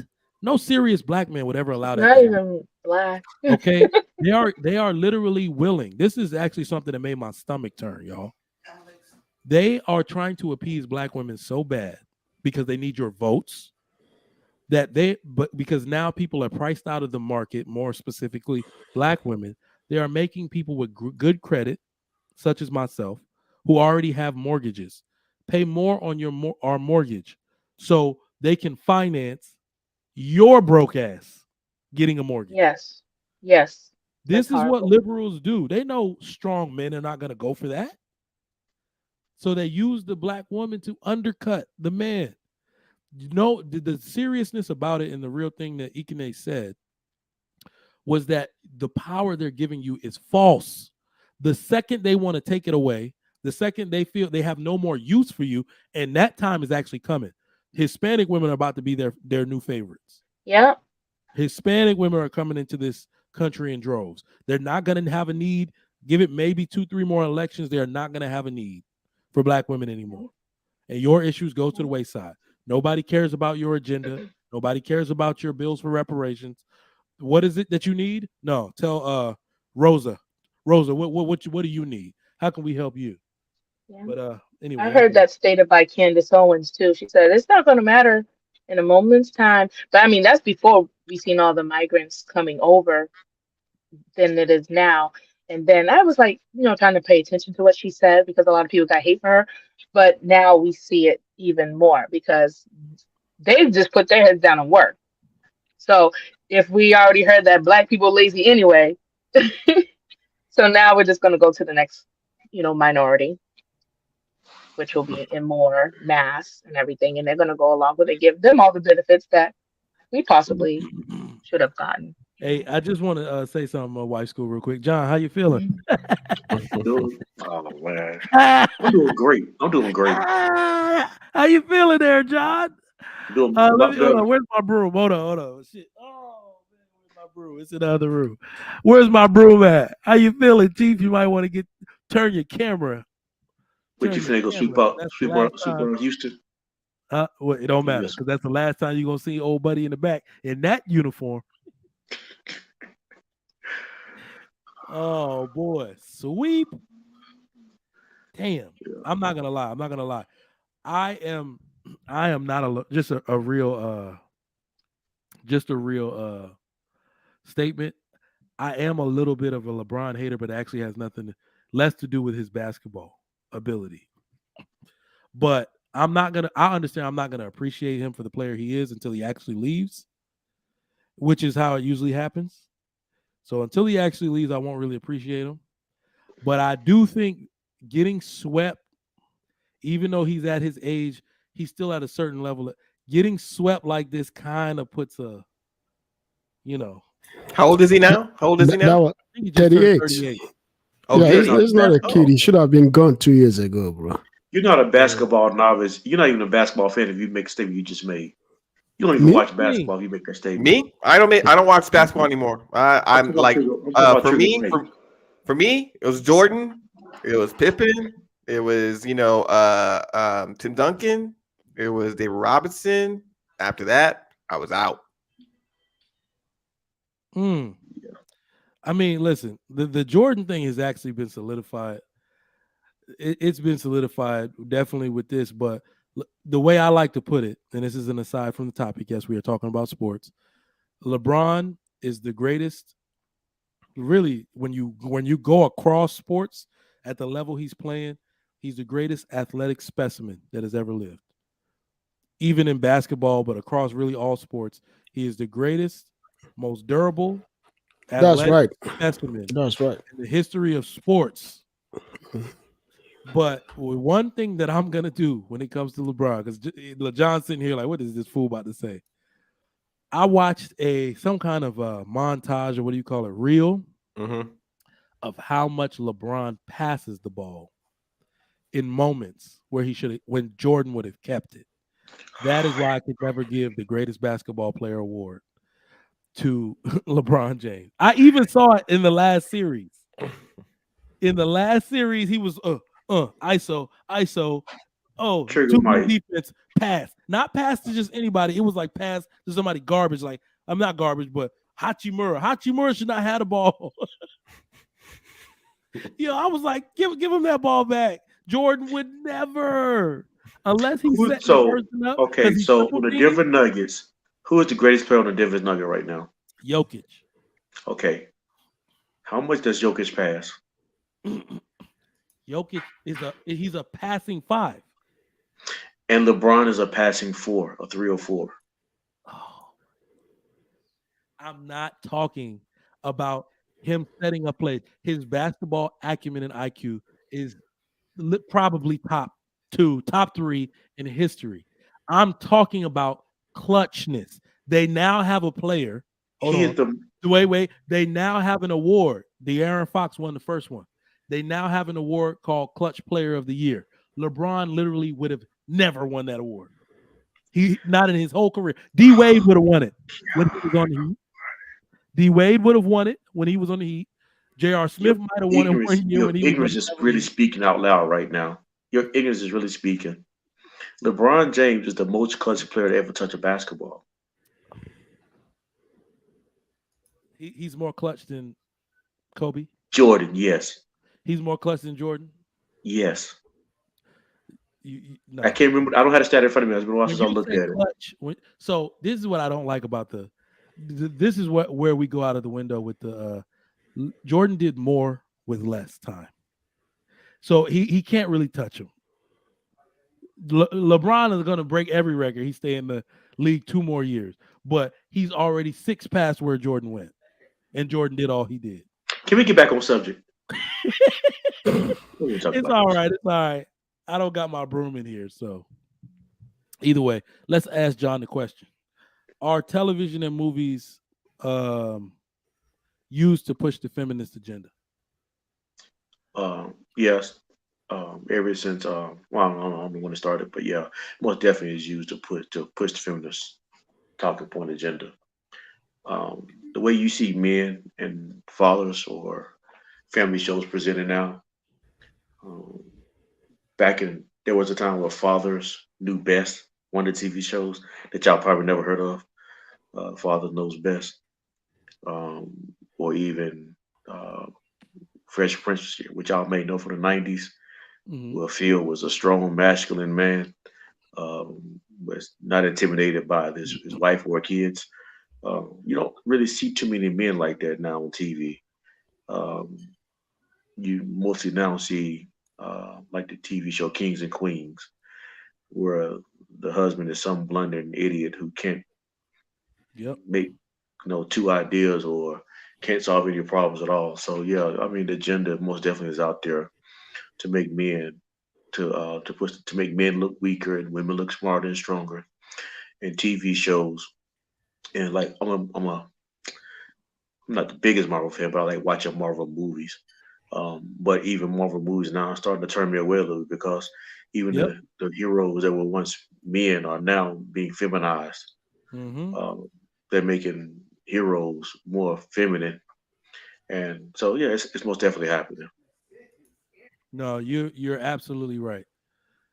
They are doing things in these movies, and now even looking at the last phase that they just went out of, the phase, I think it was 4. They're calling it the feminist phase of Marvel. It failed. I don't think they even realize. So they're in like a weird predicament because what they do it, the reason why they do it is because just like the NFL, almost 50% of the fans are women. But they don't realize that women, only a small group of women actually like delusion when it comes to comics or their sports figures or anything like that. They understand that Black Widow is not supposed to be kicking Captain America's ass. They don't even like seeing that. So they're trying to do it for that group of women they think like it, and that's what women want to see. And it keeps falling flat on its face. We want to see Captain America fight the big dog, and the women want to see that too. So when it really comes down to it, they're looking like, oh, damn, we're trying to make all these ultra political statements. We hired all these female writers and producers, and they freaking gave us the most unrealistic movie ever. You got a woman with no enhanced powers slapping grown men around, and they falling and on the floor. Whatever. It's the stupidest shit I've ever seen in my life. Yep. Like, and don't get me wrong, I even like even they did that wasn't Marvel though. They did a Wonder Woman movie, and I like that movie because there's nothing wrong with having superhero women. I mean, there's not a problem with that. Yeah. It's just like when you take the male characters and you feminize the male characters. That's the only thing. That's the only thing I don't like about it. It's like, no, the Incredible Hulk doesn't even get angry anymore. What are we doing? He's in therapy. He's calm. He on his yoga, bruh. He on his. If you see the She-Hulk series, yes, bruh. Like Bruce Banner, like nah, man. The Hulk is on like a keto diet. He's on like namaste. They tried to punk him in that movie, like making it seem like she could do all this stuff. She was stronger than him. She-Hulk was stronger than Hulk.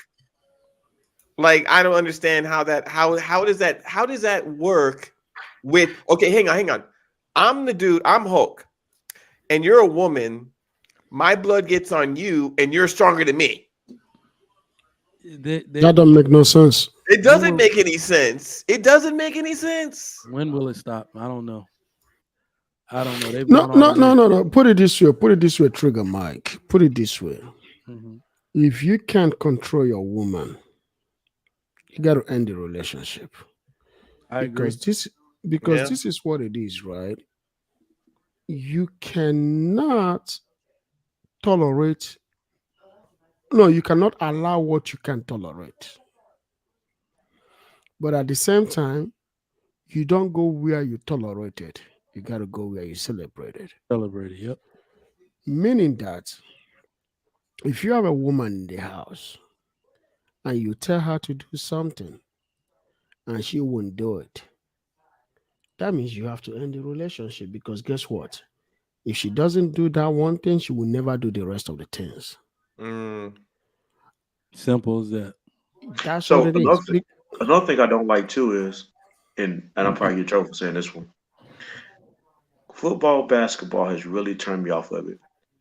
And ESPN and a lot of these talk shows, Skip Bates on Fox, Skip and Shannon on Fox, and just Fox and ESPN, and a lot of football and basketball pre-games and after game shows. They're really starting to.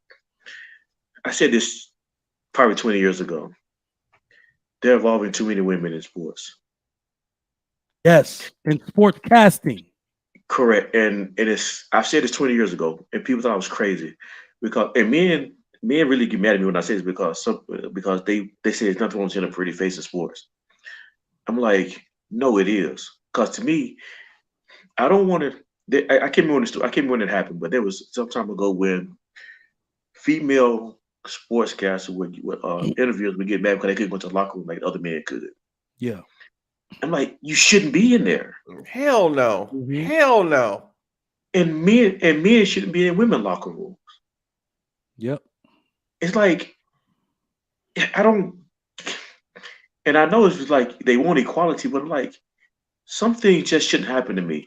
No. Okay, so it's when they try. Okay, so I think the issue is when some things, I believe that, with time comes change. The problem is when you're trying to change common sense.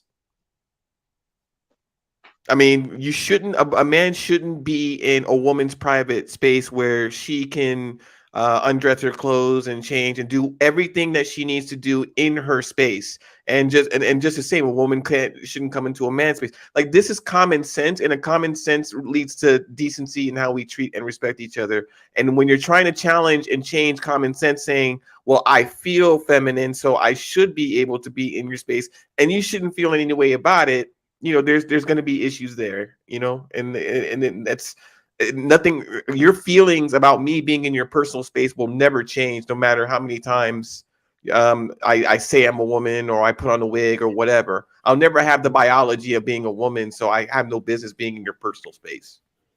Agreed. But Yeah, the problem is with women, Sarah, they move the goalposts so much. Like, say if you guys used to let her interview at courtside, that's maybe where it started. Now she's on the big table, and now she want to be in the locker room. Like, women, they always want to move the goalposts. They want more, and they're not satisfied. Just like they are in relationships. I want more. I'm not happy, Well, and that's what we get. This is my ultimate viewpoint on what John is saying, because he's absolutely correct. What they are not really noticing is that they are doing an equality narrative that's actually not equality. Equality for women has now turned into discrimination against men. And we will keep seeing this happen until somebody does something about it. I keep looking at it now where they're putting more and more women in between the star announcer, to the point where these women feel emboldened to cut off Stephen A. Smith. Where I'm like, to the point where I'm looking down doing something else, and I'm like, are you cutting off Stephen A. Smith on his own show because you feel emboldened to do so? We don't want it. Like, I'm sorry. Literally, I watched the show to hear him talk, not you. So that and the worst part about it is this is the part I think you were getting at. A lot of these ladies do have. In fact, no, they took away my favorite. Rachel Nichols was cool. She was cool. Rachel Nichols was cool. She was vibrant. I'm sorry, Trigger. I'm going to be honest with you. Maybe I'm too far extreme on this issue. I really like men's sports to be about men. About men. And announcers. I'm sorry. There are some spaces that I want to go into so I can relax and be myself. Gotcha. Absolutely. Okay. No, yeah. I honestly get it. And to me, let me ask y'all, because this is actually let me ask y'all. I think it's weird. Should women, like, we can understand whether we like it or not, women also play basketball. So that is the case. I get that they'll beat that, they'll win that case. Well, women play basketball too, and fundamentally it's the same sport. Agreed, it is. Women can officiate, they can commentate, they can do all of this stuff on men's basketball. They can. The part that gets me is football.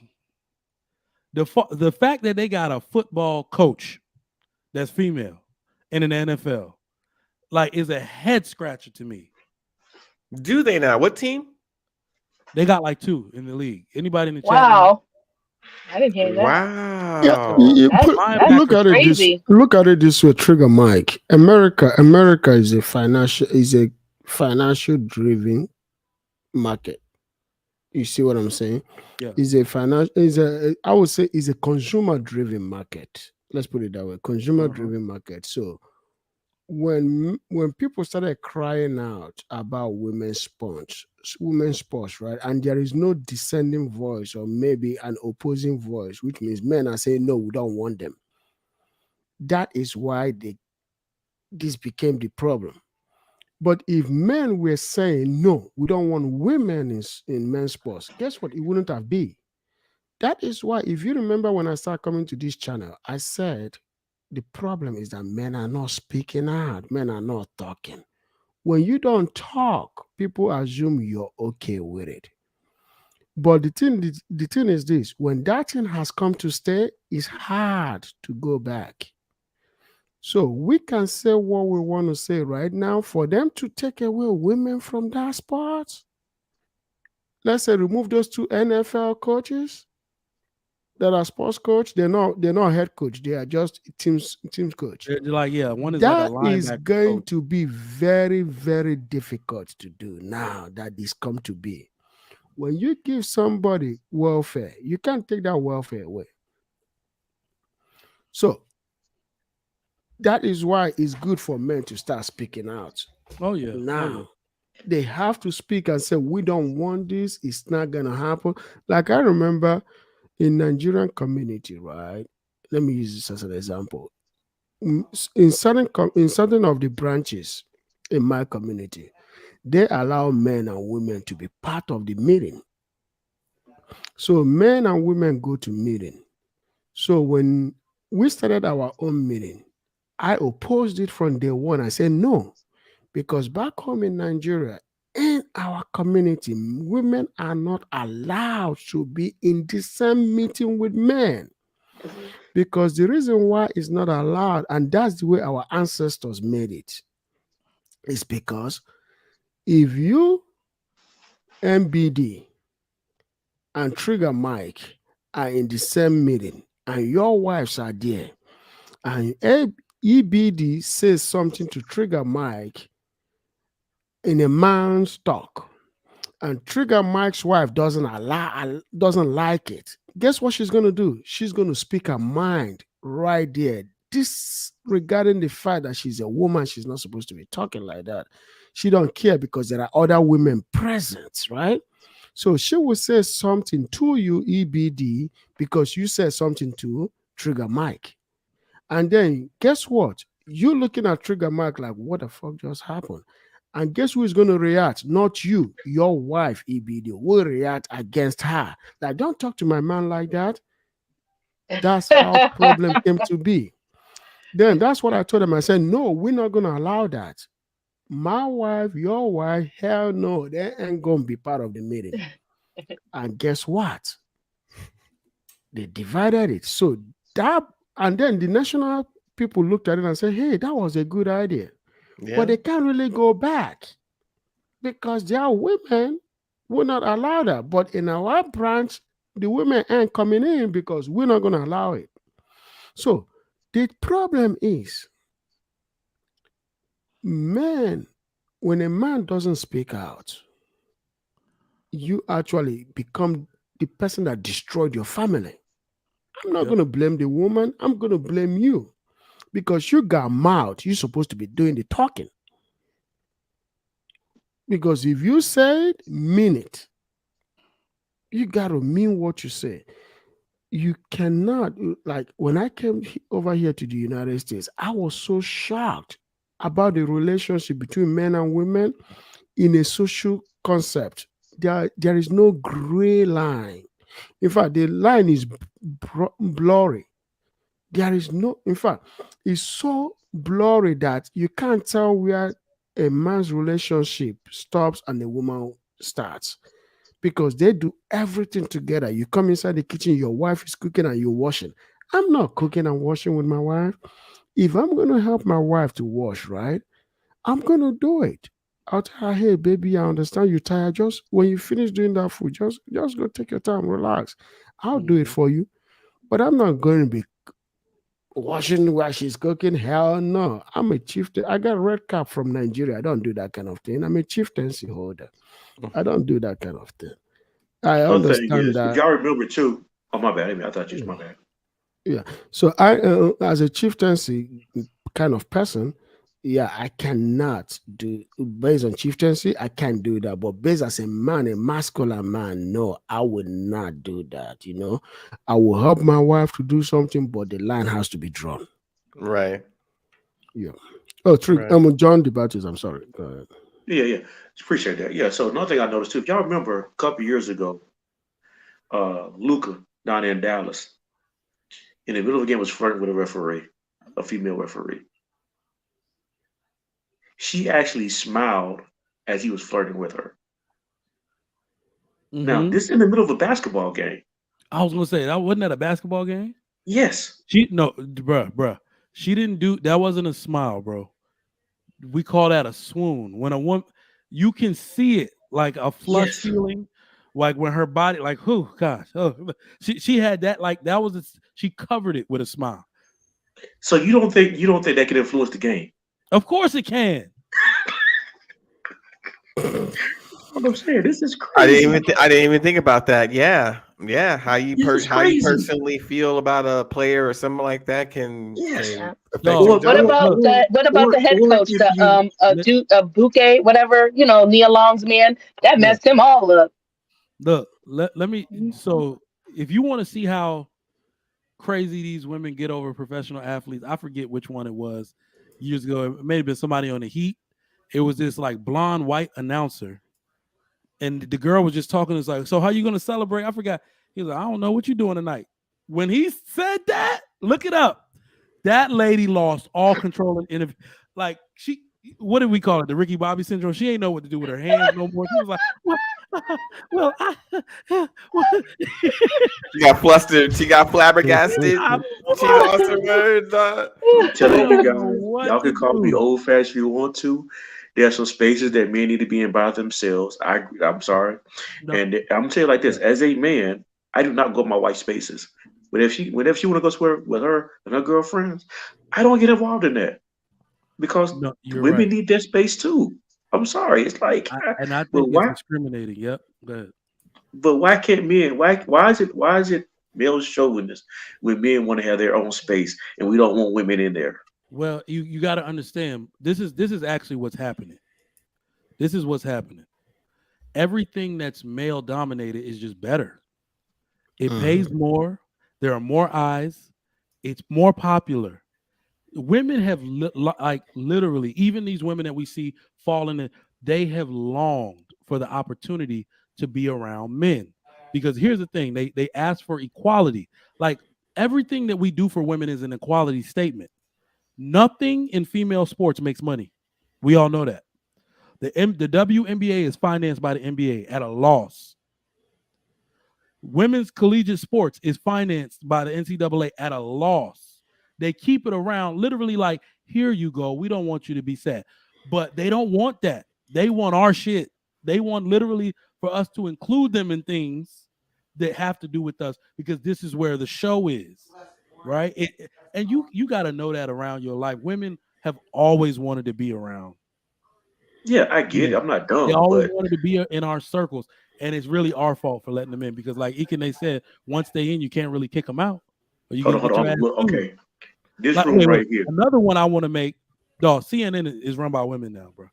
It's run by women. That's why I don't watch CNN anymore. I can't watch it no more, bro. Yeah. Isn't the CEO now a woman? Right? I didn't CEO. No, it's a guy. He's a guy. It's a guy. Oh, okay. Yeah. I thought there's the program or the head pro. One of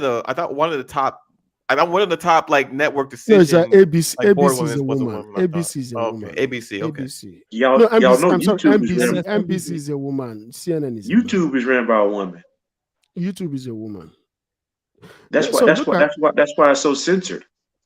Yeah. Look at it this way, right? If you guys look at you see, and who mostly uses YouTube? It's more men who use YouTube. It's a man's space. It's a man's space. Only one we got. For now, all the negative. We don't think about it. Think about it. We don't have going up, bro. Rumble's yeah, but think about it. Wait. Think about it. We don't have a network. We don't have a. I mean, we barely got maybe a magazine, but we don't have anything like that. Like every channel you turn to, whether it's Lifetime, owned, all of them are owned by or ran by or managed by women. There are no men's spaces that you can just go to every day except for YouTube. Yeah, and it's becoming more feminized now because they want to be where we're at, bro. I don't even understand. I didn't understand when I was where I was at. I know I kind of came is almost a year now. I just kind of came into this space to try it out. I used to come on YouTube just to watch how-to videos and gun videos and stuff. I was like, what the hell are these people doing on YouTube? Ooh, this look fun. Then I realized I started calling this space the manosphere. Then I realized it had the word man in it.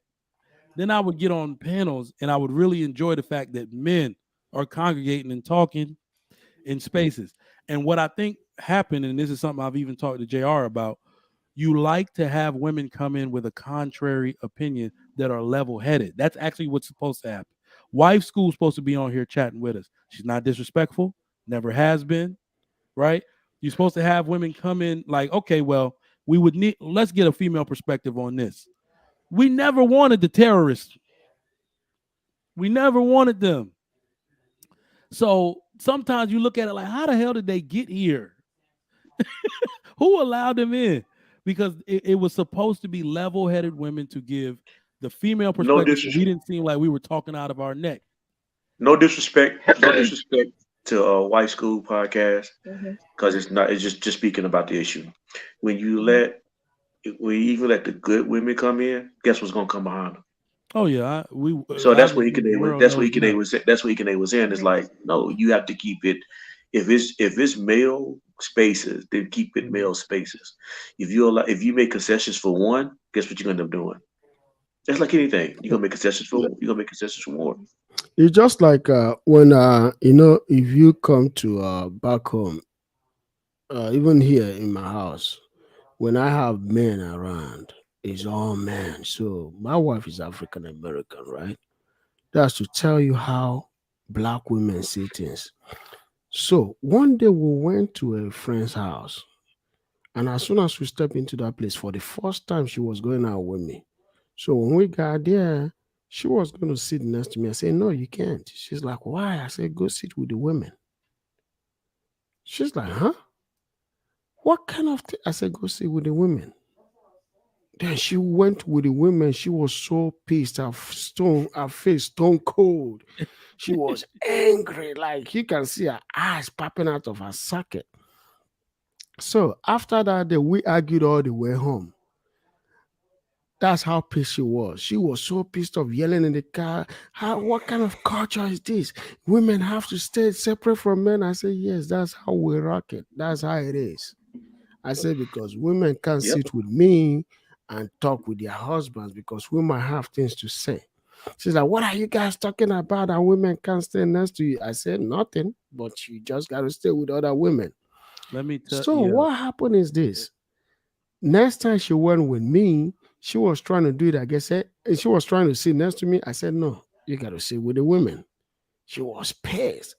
But after that, she knows the program. So whenever we go somewhere, she just naturally go with the women. Because she knew I'm not going to let it happen. That's what's up. Because Yeah. you cannot sit with me while I'm with other men. And if you see other women not sitting with us, that tells you it's a goddamn Nigerian thing. Men don't sit with women. Women don't sit It's with not men. even. Ikene. What's funny about this, and I know you said it's a Nigerian culture thing. It's not even just Nigeria. I was just about to say that. It's actually happens here because my Mhm. wife and I, we got married young. I was 21, she was 19. We started going to churches. We moved to Texas, started going to church in this a small town called Mahia, Texas, in Mahia. After church, we would go to dinner of the guy who now called my godfather. He's like my godfather to me. And his wife would cook these elaborate meals for us on Sundays.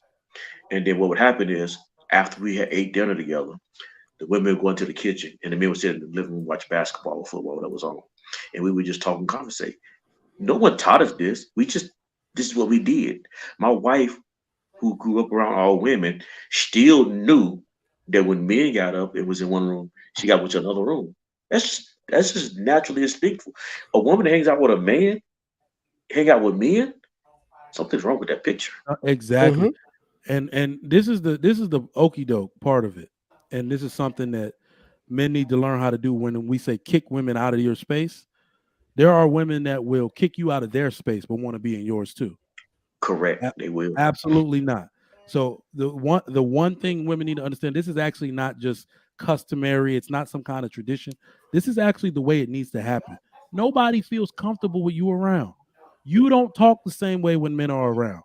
Because naturally we don't want to be in your space. Only non-hetero men want to be in a woman's space like that. So don't Never come want to be into there. our space like so these are good teachable moments to teach women is that it's like we no longer want to talk and fart and do all the things men do when you're around. It's uncomfortable. Take your ass over Mhm. there with the women and do what Mhm. women do.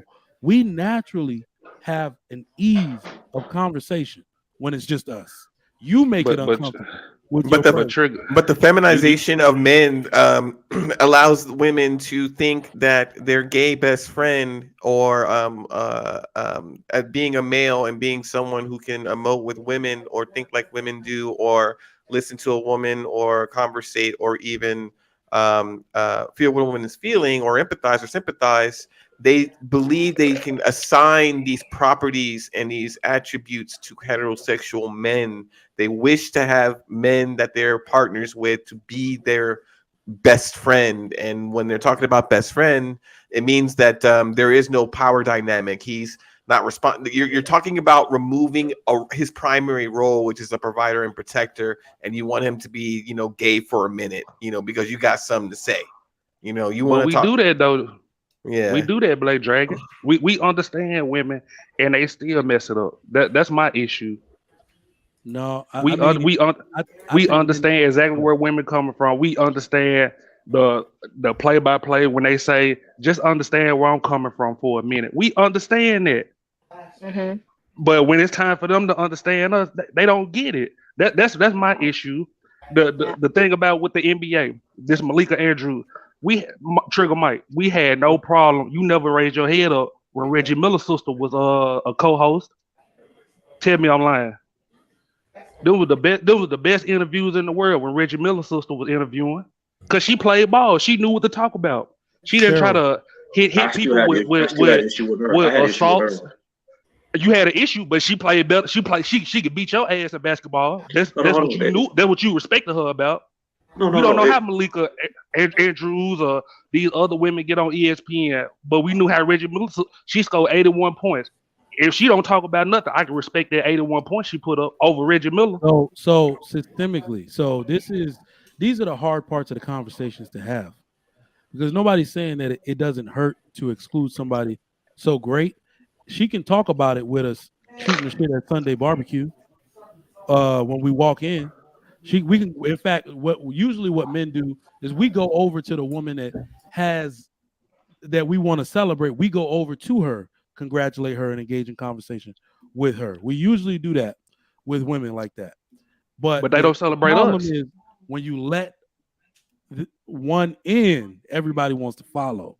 So now what was traditionally male, sacred for males, is now, but my homegirl, she used to be the towel girl. She want to come commentate too. She wanted it's almost as if we got to keep something sacred. And that's the best. That's the good thing about us, man. We don't associate with no towel person. It's either the players or the people like Stephen A. And we all know Stephen A. don't know what he talking about. He just got hired on as a diversity hire. Who? Stephen A. It don't matter. Stephen A. ain't dribbled exactly. It don't matter, but he got hired. That's who we respect over Malika Andrews. People they play basketball, right? I ain't seen no. Show me a score sheet. Show me a chart with a stat sheet. I ain't respect nothing he said. That's college. That ain't college is different from NBA, and school ball is different from college. We all know that. But put out this thing, Wims, when Stephen A. was hired, it was very few basketball or football professionals that were on the broadcast, because back in those days, and that's called a diversity hire. That's called a diversity hire. Wait, hold on. What do you mean by diversity hire? Hold on. Do white people play better than white people play sports better than black people for him to be hired? This is actually the way it actually works. Most of these guys, you really don't have to have played. You could have played recreationally. Look at some of these coaches never played. Right. The sport. They're systems people. Yeah, exactly. You need to be a systems person, understand the system of basketball, how plays work, whatever, what have you. But Stephen A. and other people are tremendous talents. They are tremendous voices and journalists. So you can see these teams are made up of those three things, because they struggle to make some of the players great journalists and commentators, right? But now a lot of people are adopting the method and style of Stephen A. Smith because he's such a great commentator. So it's not he says crazy shit a lot of the time, but the way he says it keep us watching ESPN. Right. But that's a commentator trigger. That's not a person who actually know basketball. That's not a person that was. What I said was, this is why you see them on a team together. We're actually. Do you actually realize we're not looking at this for? It's the same reason people watch the Trigger Mike show. I'm not a relationship therapist. I'm not a marriage and family therapist. I'm just a married man. but you're doing a better job than Stephen A. Smith. I'm telling you. Saying people will listen to something I got to say because they like the way I say it. They might agree with some of my viewpoints. And hold on, what actually makes it more entertaining, if you ever look at the chat, is the people that disagree with my viewpoint but still watch me. That's why people come. Trolls. Yeah. Exactly.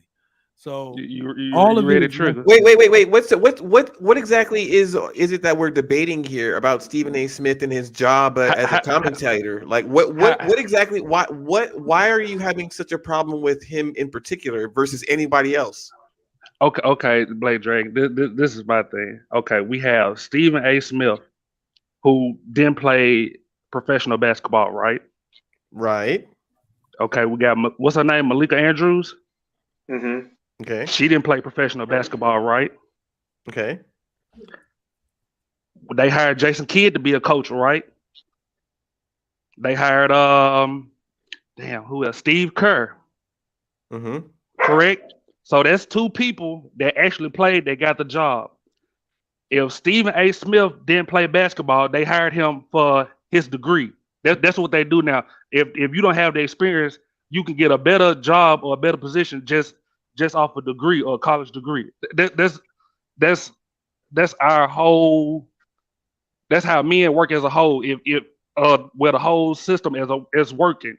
If it's not experienced, if you're not in the field, you can come in and get hired with just a degree. Like Stephen A. Smith is not a basketball player or a professional basketball player. His job is media. And media, but what does he doesn't have to? Okay, being a commentator does not mean you have to be a prerequisite pro in the sport to make a comment on said sport. But what is it that you get from Stephen A. Smith that you can say is actually valuable to a team? He's a genius in media. He knows his craft. He knows how to communicate. That's right. That's his thing. That's what he's supposed to do. That's why Stephen Smith works for ESPN and not the NBA. He does exactly. Listen, because it's not exactly. Okay. The NBA players work for the NBA as an NBA player. Stephen Smith is not an NBA player. He is a media expert. So therefore, he got hired for ESPN because of his media, because of his degree. And I got the title. I just went blank on that. Because of his degree, what's the degree called? I just went blank. Agree with me without agreeing with me. He has communication skills. That's his name. It's like journalism. He has his communication skills. He has his own thing. Look, Rush Limbaugh, it was no politician, talked shit about politics. So it was all these radio personalities. Howard Stern was never a porn star. He talks to a bunch of porn stars all day. Like what are you talking about? Like, people in media have been doing their thing since before the beginning of time. They don't have to be an expert in something. They just have to have a comment on it. Blake Dragon, that's it. That's all it is, a comment. He don't know a damn thing about basketball. He know about communication to get y'all riled up. That's it. He don't know how to help the Lakers. But that's what he's supposed to know. That's what he's supposed to do. Communication. That's what it's. Yeah, you don't need to be. You really think he needs to be a basketball player in order to have a job sitting in front of a camera talking about basketball? That's not how it works. But that's what we doing with women. We hiring women just because they look good. It's instead of listening to Steve Kerr or goddamn whoever actually been on the battlefield.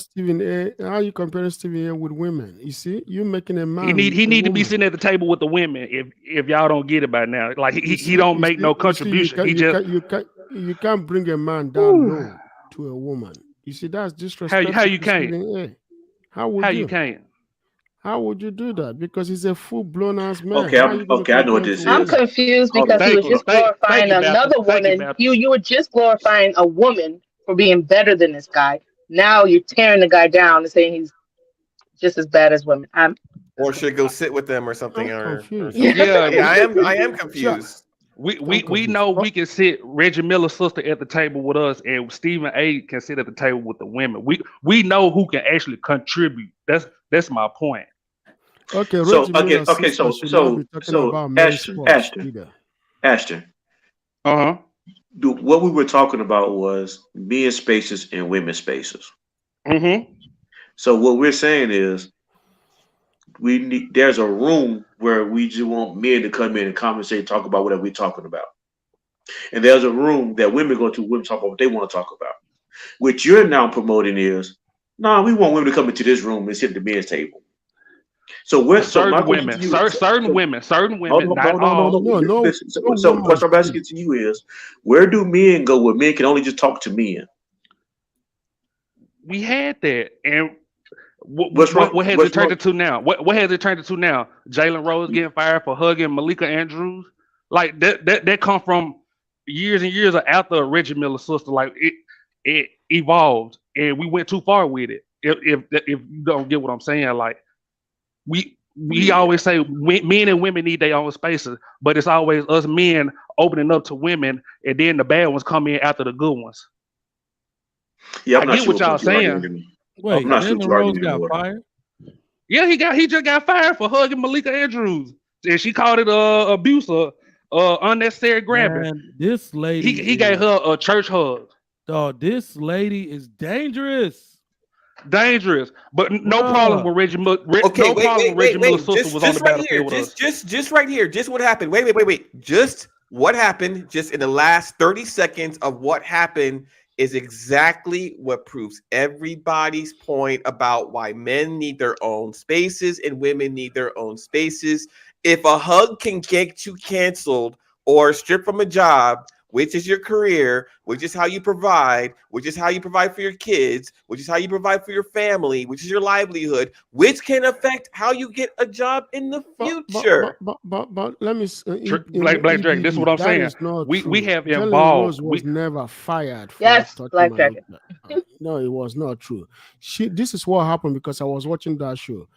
He put his hand around her just to say hi, and then she's like, "Oh, he touched my," and then he just put her away. So that was never fired. That come from hiring the towel girl, like Trigger Mike said. We put too many people in here instead of watching and securing and checking resumes. We trying to open up the space. We can say that men need their own spaces and women need their own spaces, but look where they got us at now. They finna make a whole nother Color Purple movie, and we ain't got past the old one. I'm not sure what conversation he's really having, and I think I'm not either. Hold on. I don't think we need to stop chasing this rabbit because this rabbit is not leading us anywhere good right now. Let's just go somewhere else. This conversation is kind of like but I'll tell you point after point. It proves your point that men and women need their own spaces. Point after point, no matter where he goes, the fact it's going to lead to the same conclusion that men need their own spaces, and so do women, in order for our relationship to improve. And I think that affects the workplace now too, because how many sexual harassment videos do you have to watch before your first day or on day one or as part of orientation? If men were just in their own spaces, what are we talking about, SA or any kind of this or that? It's a different kind of dynamic, right? You have your own spaces, we have ours, and then when we're meeting together, we're all meeting in one group as kind of like, with another kind of respectful dynamic in a meeting room, right? There is a time and place that men and women can sit at the same table and hash things out. But during the workday or during whatever kind of grind, you should be you should be free enough to say what you really feel, not be judged on it, not feel harassed, wear whatever you want to wear, and clock out. But the thing is this is the problem. Oh, I'm sorry, Trigger Mike. No, go ahead. This is the problem, right? When you look at stuff like that, it's still apparent because, like I said earlier, men allow it. If you say EBD, you don't want that to happen. There is always few guys that will say, "Oh, no, leave her alone. She's welcome." And that will suck your voice out. Because what they're going to do is that those guys will fight you. Except if it's a group of your friends that know who you are. But if it's guys that are strangers, that's a problem. Now you're starting a whole war. And the women are going to say something that will piss you off. Now you got two guys killing each other over a woman that, you see? So that is why in society, we as men have to educate our men, especially these messed up men today, that men and women are not supposed to be in the same space. Not because we hate them, but because nature makes it that way. The only way I do win the only way I do win argument in most spaces is this. I will always tell them that it's nature. It's not me. It's nature. And that actually helps my argument because most people know it's nature, but they fight against it on purpose. But when you remind them it's not me, it's nature, it helps them to go back and understand it's nature. Because if it's nature, you can't win. Humans have that understanding that I can't beat nature. Nature will always beat me any day, anytime. All right. So Trigger Mike, it's like you're trying to change the question up on us. Yeah. Like EBD, we're gonna go to you first. Do you think black men are tired of being depicted as angry, stupid, abusive, etc.? Yes, for the last 50 years and longer than that. Actually, I think media was invented to control and shape images and narratives of said people. We can go all the way back to either wanted posters that they used to hang up and what they used to depict as an enemy or someone you could hunt or kill. We do that with television now. We first used to be print magazines, things like that. The letter, now it's the live action, now it's live streaming. The problem I see is that we are depicted in only as one-dimensional characters, and instead of being depicted as multi-dimensional characters, which is funny because in my lifetime, I never thought I'd see one thing I never thought I'd see, right? Before the whole world is a black man as president. I never thought I'd actually live to see. And it's weird because, now we're so, that was yesterday. But if you're living this life in America, watching television, watching movies, there is no, what would lead you to believe it would be possible, right? You can't even imagine it, right? But it happened, and now it's yesteryear, right? So, but what I don't see is media changing the landscape to say, oh, well, we're making these films about Black excellence. We're making these films and TV shows about Black CEOs, Black Secretary of State, Black, this, you know what I mean? Like if you can occupy the presidency, I think you can occupy everything underneath it too, right? So you would think there'd be a flood of shows where we're in these upper echelons of power and decision making, but it just never happened. It never came. I mean, we can't depend on Oprah and Tyler Perry to come save our image. It's going to have to take probably all of us who are kind of on YouTube representing the different slice and dynamic of what kind of black men we actually are, and know that the average black man is not a gangster and is not a rapper or is not an athlete. Nice. John the Baptist. So Trigger Mike, I'm gonna ask you a question. Yep. If I accused you of beating me and constantly over and over again, and every time you walked into a different space, I follow behind you, and I could accuse you of being this terrible person, but every time you go to a different space or a different level, I come to where you're at. Is that your problem or my problem? Your problem. But I'm sitting there, insulting you for always. I'm accusing you of what you're doing, but for some reason I keep finding me in your space. And so this is what we're talking about now. What's all good? You trying to say something? No, go ahead. And this is what we're doing now. This is what's happening. If men are so terrible, we say we want our own space, and then women accuse us of being angry, stupid, and abusive, etc. What, like you said in the question, then why do you keep following these men into these spaces? Why would you want to be around somebody that's angry, abusive, and stupid? Good point. And then accuse them of being something when you keep following behind them. if you don't want to be around these men and these men are angry, abusive, and stupid, then stop following them. It's not up to me to change or me to change if I keep removing myself from you and you keep following me. What need to change is not me, you. Stop following me. Hang out with men that are not angry, abusive, and stupid. Or just stay by yourself. That's really a big thing too, because I don't think people or a lot of the women in these spaces understand how men think or really how the world works. Because when certain people come into this space to talk trash and do whatever, but then they're like, well, I got 4 kids by what? You didn't learn your lesson the first time? How you coming online and talk trash about the baby daddy that you didn't learn the first time? Cool. Second time, cool. Third time, cool. Like, I don't think they understand that at some point we're gonna blame you. It ain't even him. We're gonna blame you. And even that's cool too. If you want to come and be like, I wish a lot more women in this space would lead with that. Because we can actually have the conversation. We just got to be clear about what the conversation is. Because that's the way we look at things as men. It's like, I'm not about to be sitting here. Listen, no matter what happens in my life with my wife or whatever, that woman can leave me tomorrow. I can't necessarily start cursing her out because I'm the idiot to put a ring on her finger. That's the way I look at things. That woman, she did this, she did that. I'm the idiot that put 2 babies in her and a ring on her finger. At some point, I'm going to have to address that and call myself stupid too.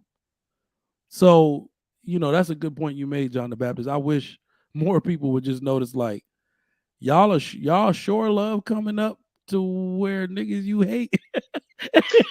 I just like in the comment right now. Yeah. In the comment right now, somebody's actually said, man, I don't understand why you guys talk about horrible women all day.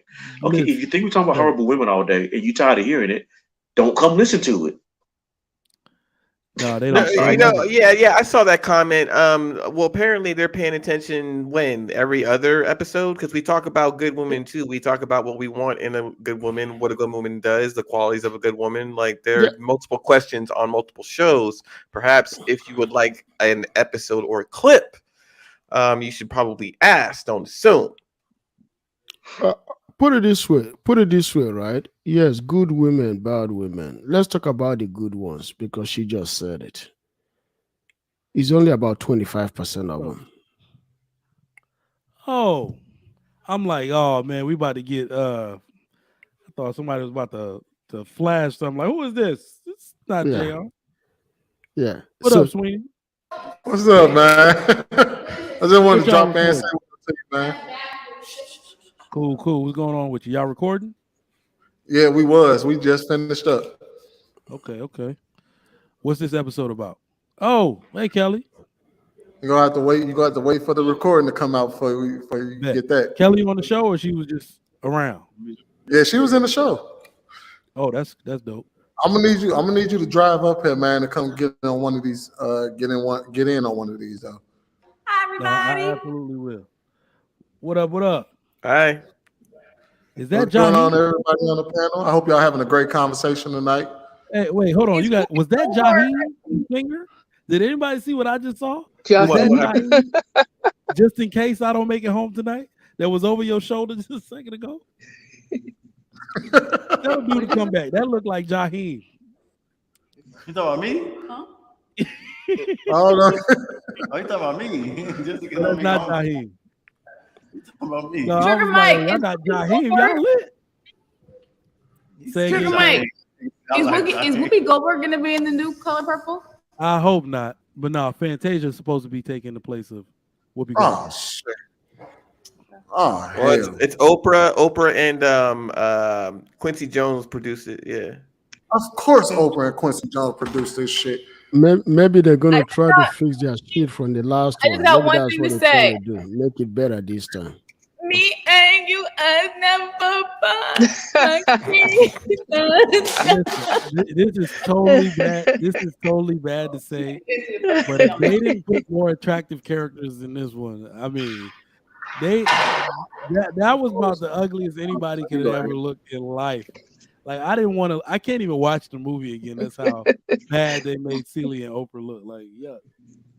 There's a lot of movies that I need to do an adult rewatch. Only because back in the 80s, early 80s, when I grew up with a lot of these movies, we seen them, but we didn't really see them as like functioning adults to actually catch the nuances. So there's a lot of TV shows I'm trying to watch. I'm trying to watch Dynasty and Scarecrow Mrs. King and Spencer for Hire. And there's all these Dynasty. God. Yeah, that is true though. That is true. There's just a lot I saw, but now that I have this kind of clarity, the 2020, watching. Okay, so check this out. Watching everything in 2023 is such a trip because I know I watched Married with Children, and I'm like, who knew that in 2023 I love that show. We would all be like a part of No Ma'am. I didn't understand No Ma'am until 2023. Hold on. The funny thing, wait, that wasn't Married. Wait, Married with Children. Did he have, what did the daughter look like? Kelly Bundy. Blonde hair. Blonde hair. Christina Applegate. Kind of like tight clothes. Yeah. So there was a knockoff show of Married with Children with almost the same. Unhappily Ever After, and that was with Bobcat Goldthwait. Yeah, Hell Cox. Yeah. That was with it was a spinoff, but it didn't last. But I understood what they tried to do with it. Yeah, so I watched that one, and boy, that's why I'm like, Nikki Cox was. Yeah, she was. Damn, I had a crush on a lot of white girls, a lot of black girls too, but a lot of white girls when I was young. Nikki Cox kind of did it for me. She did it for me too. She did it for me too. Yeah. Her and Kelly Kapowski, them women look like sex. Tiffany Amber Thiessen. Oh man, yeah. I'm still pissed at Patrick Muldoon for stealing like Zach's chick at when they went to prom. I still haven't got over that. Crush was, but she wasn't really in anything but like 2 movies. Right. Blade Brown's girl in Class Act, the dark one. Woo! She looked like sex too. Blade, the first Blade, the girl. The dark one from Class in Act. Class A. Was it Benita? Was that her name? Why you don't play with my frog? She had the big booty. She had the big booty, didn't she? I remember that movie. Yeah, I remember that movie. Yeah. Oh my God. Take care of my Lucille. Yeah, I remember. Yeah.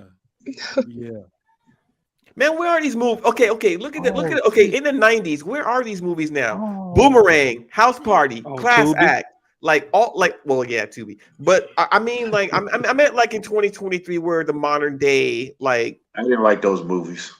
But still, at least but look at how they depicted us then. We weren't a threat. We weren't this. We weren't that. We were dancers. We were hip hop.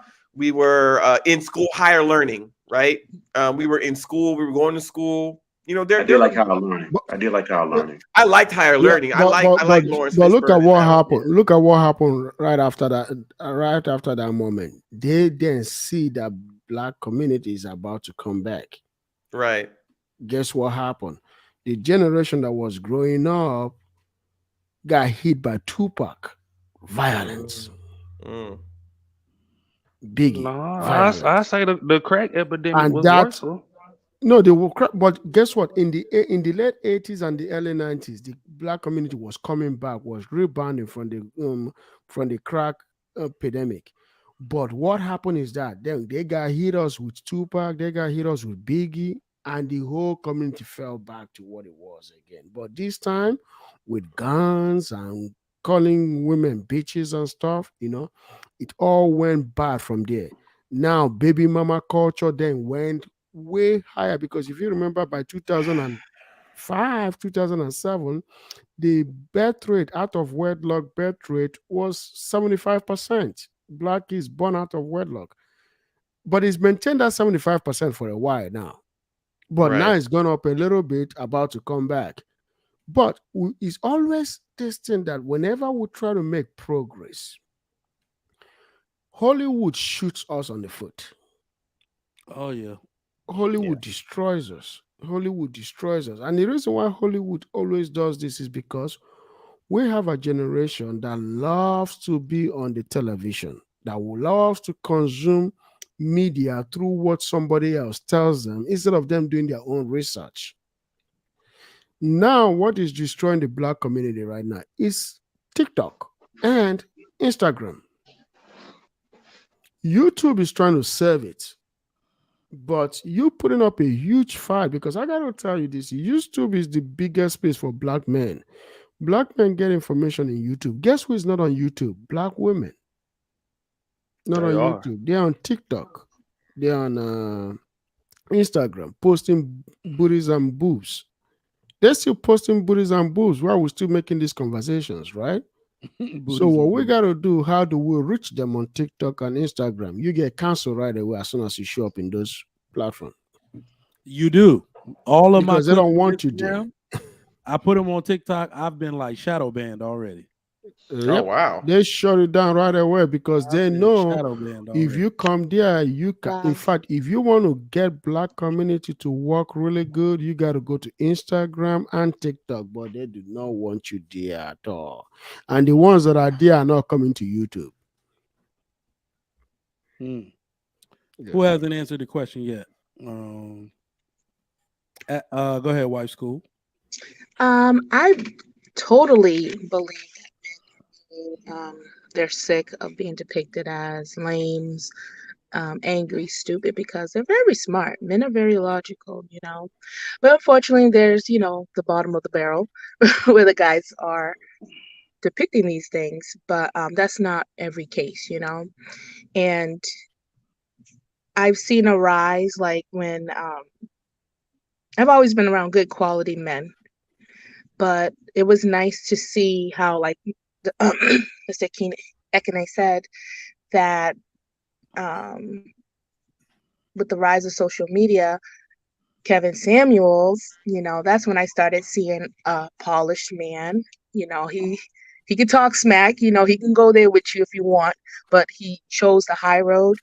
And not only that, he had his standards. A lot of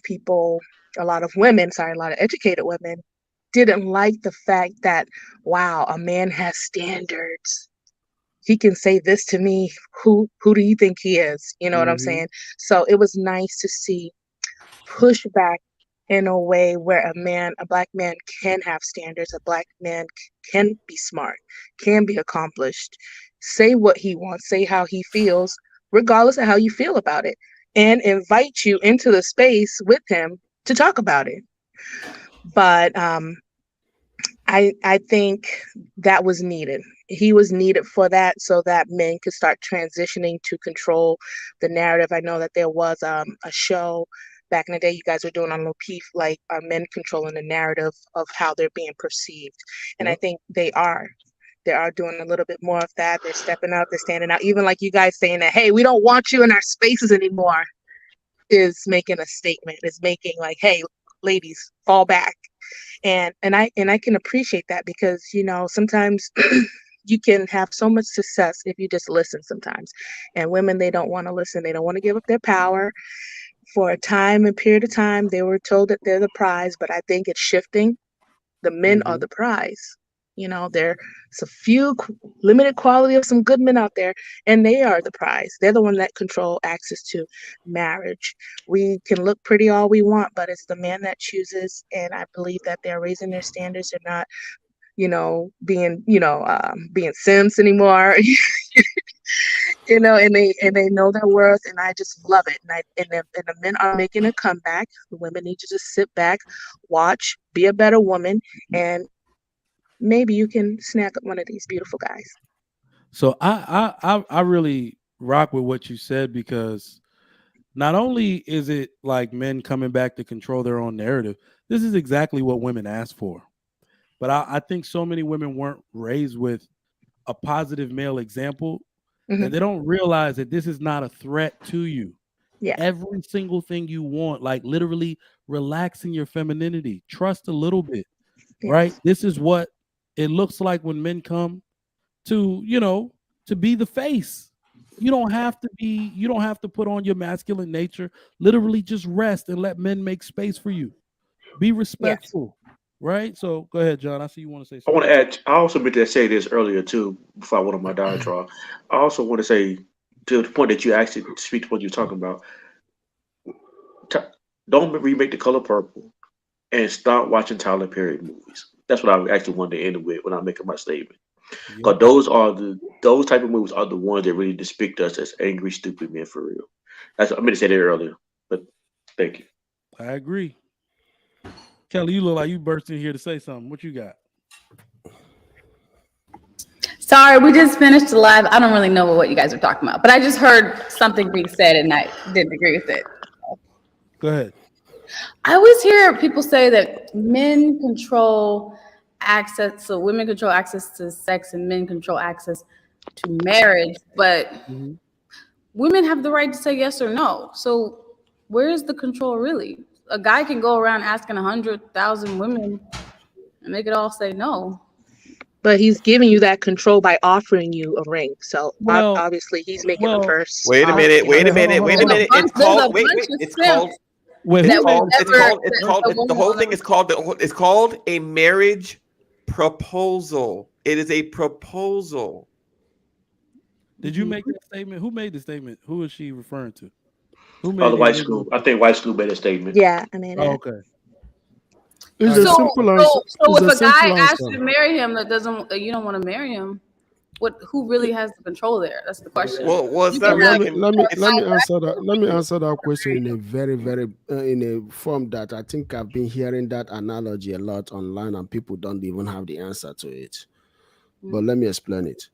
I'm gonna go after you, Ikene, because I actually want to say something to the whole thing too. You don't lit the whole panel up. Thanks a lot. So put it this way, right? If a man comes to you as a woman, let's say under the age of 25, right? And he asks you to marry, he asks you for your hand in marriage. That is the most honorable thing that any woman wishes from a man, is to be asked for marriage. Because nature makes it like that. You see what I'm saying? Throughout history, from when a woman can retain memory to the very day she becomes a woman, all she's been prepared for is to be married, is to get married, because it's her greatest honor. Her greatest honor is to live in a man's house, not in her own house, not in her father's house, but in her own house. So who gives her that house is a man. So when that man comes to you and say, be my wife, that means he has giving you the honor that you can ever wish for, which is to put you in a house that is yours, where your seed will grow and your seed will be protected. Because a woman's greatest joy on earth is to have a roof over her head and her seed. That is why the way, your name is Kelly, right? Kelly, right? Okay. If you stay in your house, in your husband's house, guess who occupies that house is you, right? If he comes home and stays in that house a whole week, guess who get irritated is you. You know why? Because he's not supposed to be in that house all the time. He's supposed to be out in the field working. But you can be in that house for all your life and never really go anywhere because of what? Is a shelter that is provided over you and your seed. So the greatest honor you can be given by anybody is to ask your hand for marriage. But the reason why women don't really turn down marriage like that, because number one is the Western culture of today that makes women to have the choice to choose, but there is also detriment to that. The detriment becomes she gets older. And when you cross certain age, your options are gone. Yes, you do have the option to reject the marriage, but also you also have to bear the consequences of rejecting it. That's why you see that men always will approach women that they are qualified for. You see what I'm saying? A man can never come to you if he can't get you. Men don't reach out to something that they can't get. A woman that doesn't have anything wants a billionaire. But a man that doesn't have anything will not go for the rich. Will not go for, oh, my throat. I'll be back. You know, caught what I got. Damn, virtually. That's crazy. No, so a couple of things you said, I just want to address really quick. You said that a woman's greatest joy should be married. Getting married, Yep. Being proposed to, and yep, being put in a house. So what is her A joy? woman's She has greatest honor, not joy. Honor, yeah. Okay. So what is what is it if she already has 2 homes? If she already has been proposed to multiple times? You guys always talk about being proposed to as if that's the greatest joy, but what about marrying the right person? I've been honor. You're confusing joy with honor. You can't confuse. Hold on 1 second, Trigger. Don't say joy is honor, because joy and honor is 2 different things. I want to make that distinction. So I don't think a man getting down on his knee is a great honor if it's the wrong man. A man shouldn't even hold get down on his So knee. let me just say this. So we also, because I was listening, and we can't really expect women, and women actually shouldn't be entertaining advances. You shouldn't be spending that much time with the man to the point of exactly a marriage proposal that you are not interested in and actually want to accept his proposal. We know that's traditionally how it goes, and even in something as unpredictable as dating, we know that women really don't take it all the way there. The man you see the most, the man you spend the most time with, is likely the man you want the proposal from. You will ice every other man out. You won't return his text for days. You know, you keep that dude his food. That's not the dude that's gonna get to propose to you, because he never gets to see you. So the man you're spending the most amount of time with is likely the man you want to accept a proposal from. So that's gonna happen a large majority of the time. But I do agree with Ikene where he said it is the greatest honor that a woman could have, because you said a woman has 2 homes, she has all of this stuff. That's what women are doing today, and they're miserable. They are actually miserable. So what I said about the recent example of Ebony K. Williams, now that she's embarrassed herself out in public, do y'all know what she did? The most recent thing she did just last week. Started talking to a bus driver or what? She went on a show talking about how now she wants to start her single mother journey. She's just gonna go at it alone, right? She's doubling down. Wait, she's doubling down. Yeah, she's doubling down on it. It's because now she got. Was she getting a sperm donor? Exactly. So yeah, she's freezing her eggs. Sound like my cousin. And that particular thing done. Won't settle. Sound just like her. The issue is that once you've acquired everything, think about it. She's famous a little bit. She's a lawyer. She's well accomplished in academics. She's professionally accomplished. She got all this thing. This is the personification of having everything and nothing. Right. I told you, right now in society, we are in what I like to call a dichotomy of purpose. Men are mistaking their purpose. Their purpose is to provide for a family. That is what gives you the greatest hope. That is what gives you the greatest joy and fulfillment in life, is providing a life for what is ultimately your legacy and your legend. To our highest honor. Exactly. Now, women think their purpose is work, but they're unhappy because their purpose is actually that family. So once they fulfilled every other thing, they've gotten everything in the corporate world, they've done it all, and everybody has celebrated them, they realize they do not have as much as the woman right below them, who got the husband, who got the job, who has the admiration of those children, all of her peers, and the gold star, because she did all of that while sacrificing nothing. Yeah. So that woman The actually has the thing is this, right? The thing is this. What makes it so bad is this. In the United States, or today's culture and life doesn't understand the value of a man. Yeah. When you as a woman has 2 houses, right? Like she said, 2 houses. That's uncultural. put it this way, it's highly uncultural because number one, a woman is not supposed to even live in her own house. She's supposed to live under her father's roof, so that a man can take her from her father's roof to his roof. The reason why there are so many single women today is because most women live by themselves. And I gotta tell you, once you live alone in a house that is not under the cover of your father, most men will never take you serious for marriage, because men see a woman's house as a brothel. That men come and go. I don't care how responsible you are as a woman. You might be in fact, there might be a angel bell on your head. Men don't care. Men don't think that a woman that lives by herself is responsible. You might be the most responsible person, but they don't see that, because they believe that men can come into your house anytime and they can leave anytime. But if you live with your dad, right, men can't come in. So that is why men believe that if you live with your dad, you're responsible. If you live alone, you're not responsible. I like because it. You're supposed to go from your father's house to a man's house, straight up. So that's why you should see that.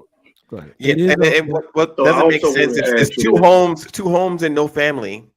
I mean, that doesn't equal happiness. Let me tell you why I like that. I want to add to this. I want to actually.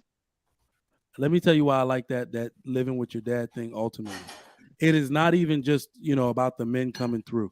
I actually gave someone some dating advice recently just to say, you know what? I think you should go. This is why men are usually that are older are usually going to default to younger women who have the option of they haven't left the house yet, because a woman that's lived too much on her own won't know how to live with you properly. You're not doing anything wrong, but you feel like you're aggravating her. That is the woman that has lived too long on her own. You don't know what you did wrong, but you're occupying space that she used to have alone.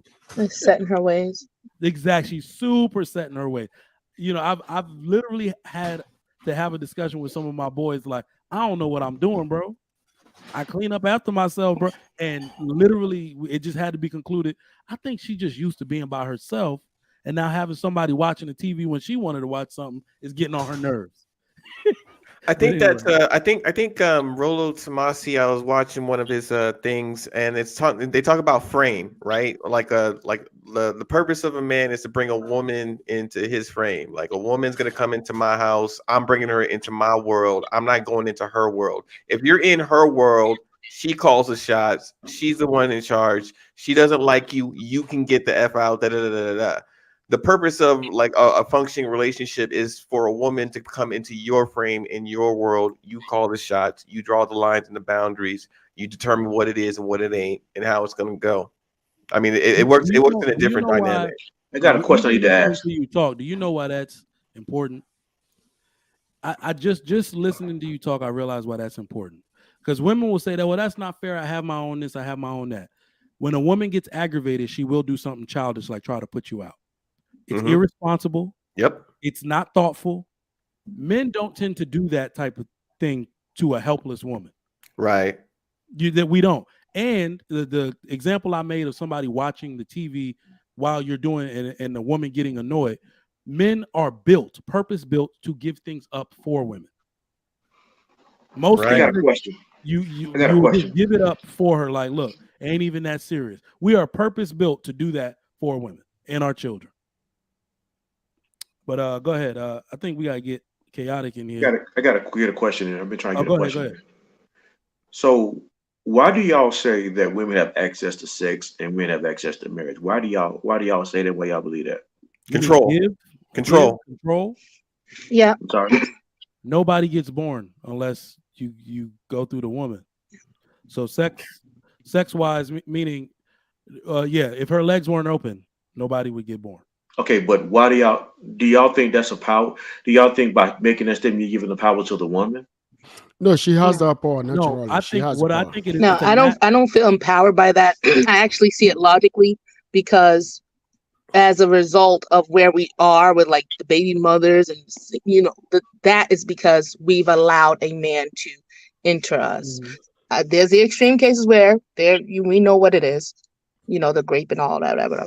But I'm on the general where you just have a one night and you allow that to happen.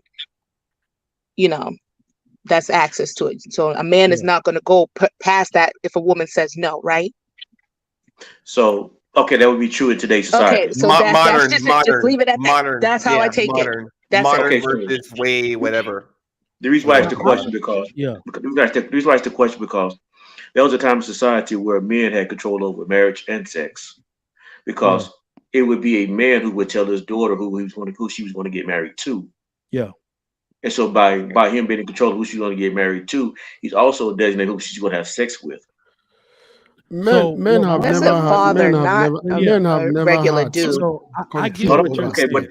I get what you're saying, John the Baptist. But so what I'm saying is, go ahead. I'm sorry. Go ahead. Go ahead, Trevor. So what you're saying is a much more formal arrangement.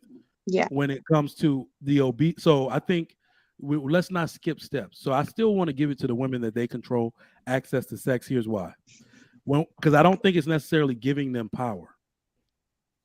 Women should control access to sex, obviously, right? Because it's their box. But when we say control access to sex, that means stopping them also from having meaningless sex, which their chastity forces men to be the best version of themselves to get the woman. Yeah. So then multiple bodies and all that stuff. You don't want a woman with multiple bodies, right? Then those particular women listen to their fathers and are able to be passed off because of their chastity. So I still think it works in that way. So this is why I think I'm rethinking this statement. We say this statement so many times on YouTube, but it doesn't make logical sense to me. It makes logical sense in today's time because of what we did with feminism, and feminism has taken power from men, and we have the reason why I have this very conversation right now is because it's a result of what feminism has done and how women and men see sex, how we see relationships. But if you go back into where it was supposed to be originally created, men were in charge of marriage and sex, whether it be the father who was raising his daughter, he would decide who she was going to be with for the rest of her life. Yeah. But we're not too different. That's too different. Yeah, that's too this different. is not even a Christian country anymore. So we can't. Correct. I understand that. I understand that. Correct. Which is why I'm saying that you're correct, white school. You're correct in what you're saying. It's not a Christian society anymore. That's what I'm trying to say. That's what I'm saying. The power. The reason why we are such a down spiral fall right now is because we've changed everything up in society. Yeah. It's not even just Christian society lived this way. This is pretty much society in the earlier stages, not just Christianity. With enough time, all things change. All things that we thought we knew, they change. We don't. Wait. We don't have to like it. We don't have to like it or accept it. But we have to recognize that this is change. This is from yesteryear, right? Once upon a time, we had more control and this and that and the other. Now we're in 2023 where the dynamics have changed. And the question is, where are we at? And where do we want to go from here? Because if we don't want to go, lead astray and keep getting lost and stuff, we have to remember where we were, where we are, and where we want to be. Oh, no, I don't disagree. And you're right. And you're 100% right too. That's why I make a statement, because I want us to recognize how we've lost power over the years and how we're actually still continuing to lose power. We've never lost power in that regard. I will tell you guys why. When they made that statement that men control relationship and women control sex, both statements are 100% correct. If a woman should go out there, right, and eventually have sex with somebody, community is not going to question the man, why did you have sex with her? They're going to question her. I'm talking about 5,000, 10,000 years ago, up till now. They're going to question her. Why did you have sex with him? They're not going to question him. Why did you have sex with her? Because the sex is supposed to be controlled by a woman. So that's why the question always comes back to the woman. Is you, not him. Because it's done willingly. As long as it's consensual, she is held responsible for having sex, not him. But if it's done forcefully, it's him that the community holds responsible. Then this is where John the Baptist, I think, you go into. She's in marriage. She no longer controls the sex. That is 100% correct. Once she's married, she no longer controls it. It's no longer hers to control anymore, because somebody has paid that price and said that somebody has paid for it. So he paid for it. So now it's his, and she's that's SA, obligated. Yeah, exactly. She's obligated now to give him unlimited sex, except that exception is up to debate in certain cultures, but biologically is during her period, during her time. She cannot give him sex because but some even during that time, right? And she might also give it up during that time in certain relationship, but she's not supposed to, biologically wise. So when she's married, is his, it's not hers. So the other way too, his hers is his. But if she's not married, it's hers to control. All right, Sweetie, you want to get in here? All right. So I think we're making this way more complicated than it has to be. My what? I was watching Israel's show earlier today. He was talking to young men, and he was talking about how hard it is to get through to them because young men tend to look at them and be like, "You don't know what you're talking about." Mm-hmm. And I think what happens is that a lot of young men say that you don't know what you're talking about because you're not making it relevant to them. So you don't understand the young man's scenario or the modern times that they may live in. So therefore, you don't know what you're talking about. So I've said all that to say this. I don't know your name, Akane. Yeah. Ikene. What you said is absolutely correct, right? You're not wrong. However, how does it apply? The reason why women have such a hard time understanding that concept, because they're thinking, how does it apply to me? I can turn down a man any day of the week that proposes marriage to me. And I say I always follow the keep it simple, stupid movement way of going about it. And just like she said, just like any woman can go off and say, hey, look, I can turn down any man that proposes marriage to me. Well, if you propose to 100 men and all of them turn you down, that don't mean that you don't control access to sex. And they can still turn you down. It's the same way for marriage. You have the only way that you can have control in that aspect of marriage is if he relinquishes control to you by even asking you to begin with. So just like he can only have access to your body by you relinquishing control to him, you only have access to turning down marriage if he relinquishes control. That's why men have control over marriage. Let me give you an example. My grandfather, my great grandfather, right, was in front of his house, and this lady and her younger sister were both walking. So the way the lady dressed means that she just got married. So she was walking down the street with her younger sister. Then my grandfather stood up from farming and looked at both of them. And he saw the younger one, because by the dressing of the older one, he already knew that she's out of the market. But she saw the younger one, very beautiful girl. And then she said, who are you guys? Who are you ladies? Then they told my great grandfather, they would say the name of their father. They said, oh, we are the daughters of Njako. And my great grandfather knew that that's a very reputable family, right? And then he looked at the big sister and said, I found my wife. That moment, he said to the young lady, you're going to be my wife. But you know what happened? She could have turned down my great grandfather at that moment, right? She has every power to do that. But the reason why the women of those days will not turn it down is because they know the repercussion of turning down a marriage. When you turn down a marriage that's to somebody like that, the news spread, and you might not get a second chance or the third chance. And now you might never get married again. So that is why you see girls of today, they will turn down a marriage and be like, oh, I turned him down. But check this out. 90% of girls that turn down marriage never marry again. You know why? Because men are still the same from 5,000, 10,000 years ago.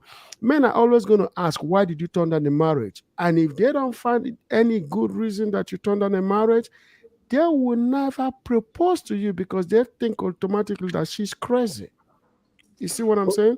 But what do you Hey, Kenny, it's just simple like this. If a woman turned down a marriage, she just turned it down. And she's just going to have to wait till somebody else asks her again to accept. 100% correct. But you cannot, and if she is so whatever, a woman that proposed to a man, what is that? That's stupidity. That's totally out of character. She does not have access to marriage because a woman proposing to a man takes him out of his spot. Because it's traditionally a man that offers that access to marriage. And so if a woman comes up to you, it's going to make you mad uncomfortable. You're going to be like, what is this? You know what I'm saying? It's just weird. So it's just like, we just have all these, aspects of empowerment that just kind of twist our minds a bit and for the women. And it just takes us out of that natural order. And so today's society, we have to accept so many things, as Ikene said, that there's no gray line, blue line, black, all the lines are gone. They want everything fluid so that you don't even know what's right up from down. And so there is a proper way of doing things, which a man offers his hand in marriage. Like you said, he relinquished him being on the market, all his resources, and he's offering it to one single lady. She could choose to say yes or no. That's fine. Who cares? But from the other way around, it's just out of order and looks kind of crazy. So I just think there are certain women that are always going to have access to marriage. Like you can say that men have access, but someone like J-Lo, she's older, but she's still getting proposed to. Like 1%. Like so you know what? You're right. Not only are you right, unfortunately, today's woman is so delusional that they're all looking at the J-Los of the world like they're that woman. J-Lo does. Some women are so beautiful, and not even just beautiful. They're ultra feminine. They are masterful at knowing what it takes to get married. Right. How many rings has J-Lo had? She got more than Tom Brady. So, she has the best of the best. But I was saying, so how do you explain that? That is not 99% of women. That should only tell you that money doesn't make a marriage. Thank you.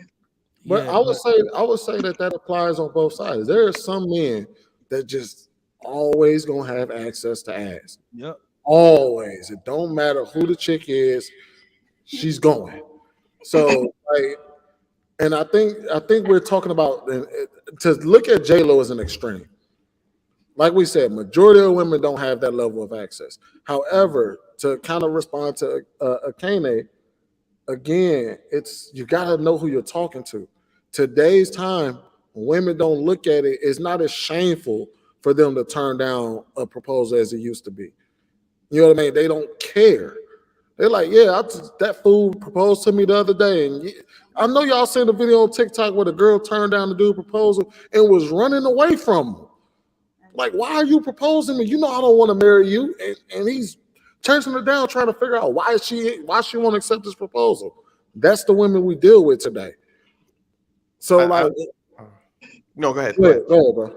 No, what I was saying is I think that I don't think modern women understand what a proposal is. I think that we lost the meaning of actual words because what a proposal would be, a marriage proposal, and what a man is offering to any woman that he asks is not only to take care of her for the rest of his adult life, but beyond his life, even into his death.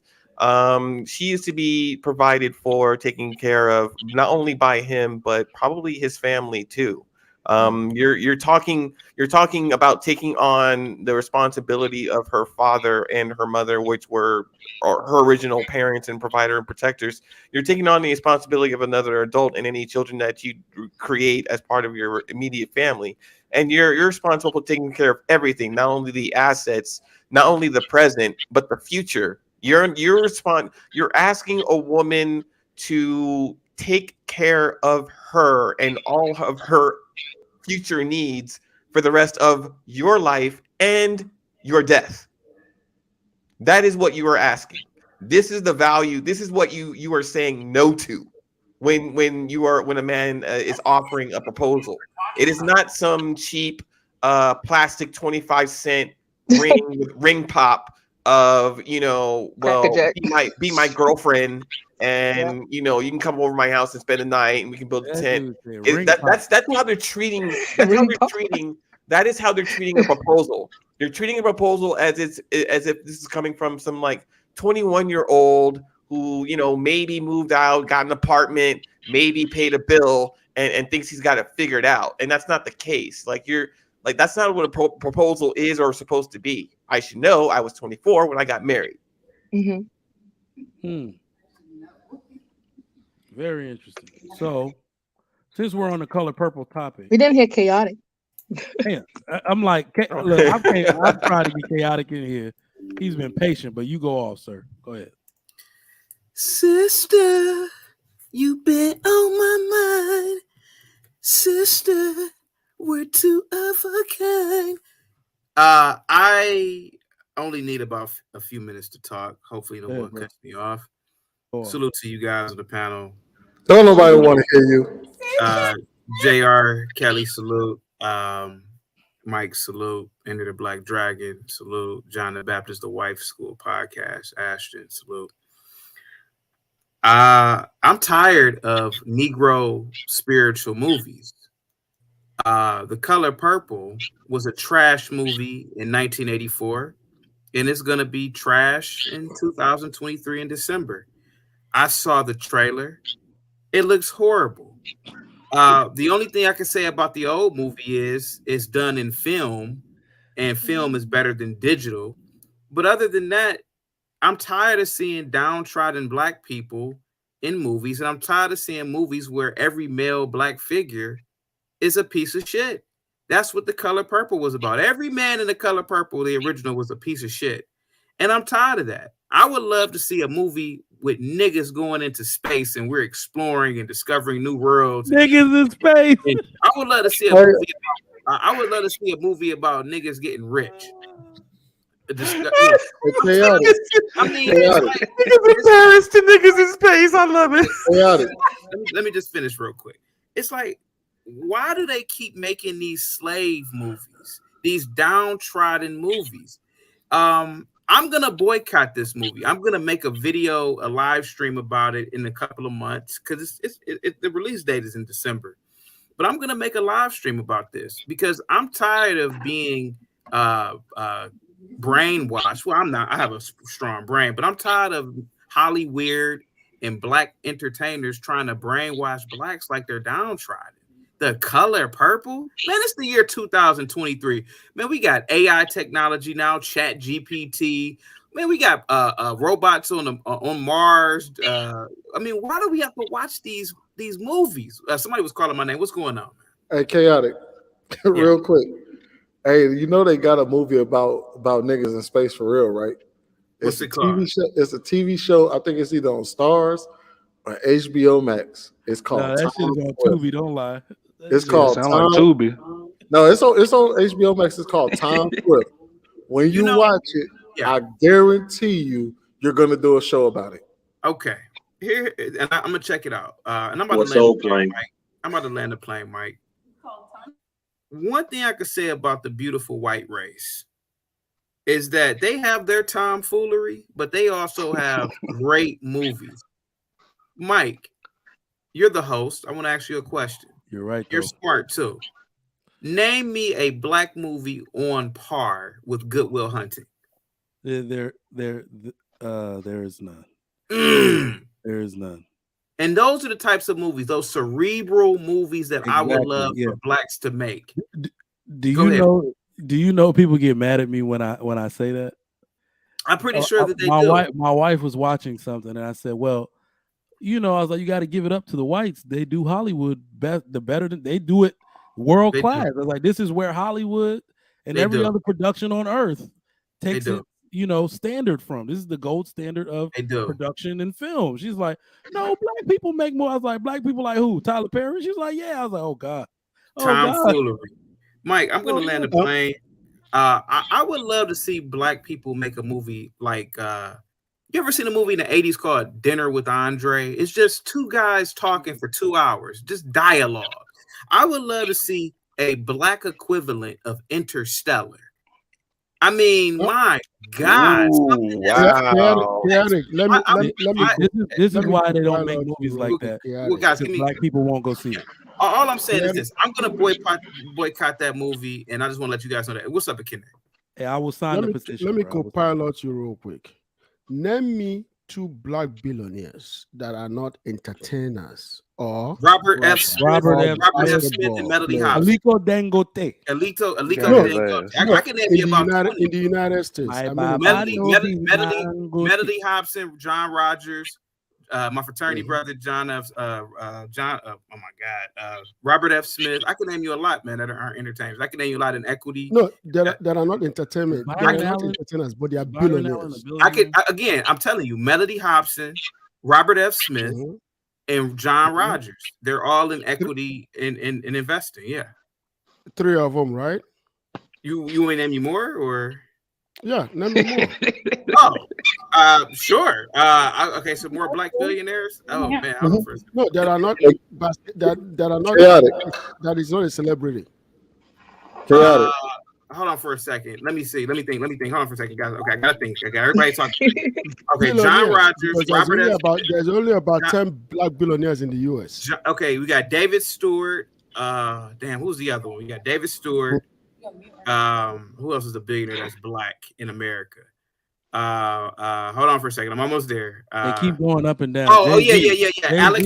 Yeah. Alex Karp. He's another one. He's the CEO of Palantir Technologies. And I think that's about all I can remember, man. But what's going on though? I was about to say, so that TV show Tom Swift, right? I'm gonna give you the premise. Yeah. Basically, it was about a billionaire black family who learned how to do space travel and everything like that, right? They were like the George Soros, Bill Gates of America, right? Dope concept. And the reason why they wanted to learn how to go off into space was because they wanted to create they wanted to find a place to allow black people to live outside the spaces of white people, right? Sounds like a nightmare. Though. I'm about to tell you why. I'm about to tell you why you would do a show on it. Every black male character in the movie was LGBT. Oh my God, in heaven. That is no. Nuh-uh. Every bullshit you not. Every black male outside of the father was a cis. The father was the only one that was not, and he was shipped out in space, and his spaceship blew up. Wow. What the hell? Yeah. What the hell? Films because they don't have all these. You already know the agenda that they're pushing. Constructs. What the hell? You can't even write about a black family that successfully can do something right when they got all the money in the world. So what all you're saying the money in the world, every black male character in the movie. Even Niggas in Space is a feminist movie. Is that what you're saying? Okay. I don't know what it was, bro. It was all over the place. Like I said, dope concept, but when it came down to that, and me and my wife noticed it real quickly. We was like, dang, every black man, even the only black girl that had a love interest in the movie, guess what color he was? White. Yep, her love interest was white, but every black man around her was gay. Oh my God! All right, let's talk about this. Let's talk about this because I'm actually going to do a show on it. I just need to do it. I'm a few episodes in because I keep seeing all this stuff about this Queen Charlotte thing on Netflix. Oh, okay. Boy, that is another one for your ass right there. I didn't see that one. Mike, I'm only like 3 episodes in, bro.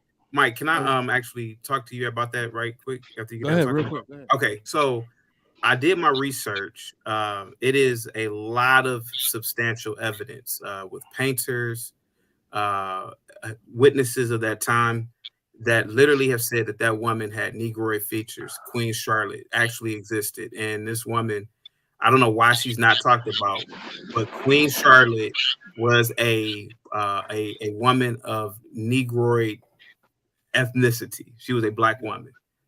Yeah, so that is not entirely incorrect. No. I'm not talking about the correct. You know, she's. I actually know the history. So. Okay. It's still represented in. So she. It's a weird. What did I learn about this? Mm-hmm. The Black Portuguese group is still there. Like the remnants of them in the colony they created is still in Portugal today, but somehow her and her lineage ended up in another part of Europe, and that's when they made the deal with the British Empire to get her, because they didn't know what she looked like. They just knew they said she had like more blood in her, just a little bit of more blood, but that lady was like a light-skinned black woman with kinky hair. So absolutely. So I mean, I guess for all intents and purposes, you could say she was mixed. At she's worst, not black, but at worst she was mixed. Yeah, but passing. Yeah. AKA, Somebody said dark white. But what I was more so saying is that she is black. And this is another one of those movies, like Dr. Umar says a lot of stuff, but one of the things that he got on the nose is like, all of these shows written, produced, and scripted by black women love to push this white savior narrative. They love it. Yeah. Because it's not just the fact that, she was really married to that king or whatever. That's great. But look at how they twist history around to make black men look like the weakest person he could possibly look at. They even did so much twisting, they had to put it in the beginning that it was fiction inspired by fact. So they didn't even want to use the facts. They didn't even want to use the facts. So how do men, like, think about it in the Regency era? How do men get titles? Like Duke, lordships, and all of that stuff. Don't they have You have to be extremely exquisite in academics or war. That's usually how you get it. So you had to have fought for the army or fought or inheritance too. Well, you get an inheritance. Somebody got the original one through extremely being astute in academics and war, like being a sergeant or somebody worthy of that honor through war. Right. They made it seem like the woman's ingenuity got them those titles in that damn. I was like, oh my God. Oh, what are y'all doing? Y'all stepping on history so bad. But guess who they did it to? The black man. The black people. Every single black dude in that show looked weak as hell. Oh man, it's crazy. Y'all gotta watch it. Interesting. So what about that other one? What about that other movie about that French dude who can play the violin, and what was that other one? What about that? French. Damn. Yeah, I forget his name. Chauvinot or something like that. I forget the name. But so they're doing these. Okay, so here's what we're looking at, right? Did you see the Shaka Zulu one? No. Well, I saw Shaka Zulu, the old school Shaka Zulu, but here's what we're seeing like today in media. It seems that in movies, like we're seeing more period pieces. Think about all in media. We've always seen period pieces from the white community about the wigs and the hair and this and that.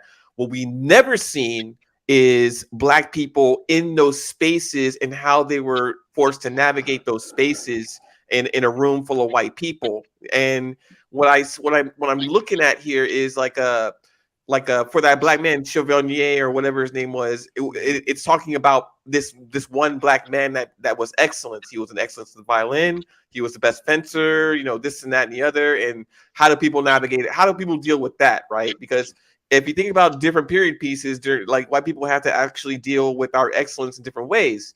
Jackie Robinson, there are different period times in history where it's a room full of white people and they're just doing their thing, and here comes Mr. Black to like fuck shit up and like change the game. Here comes the blackie. Right. Darn it.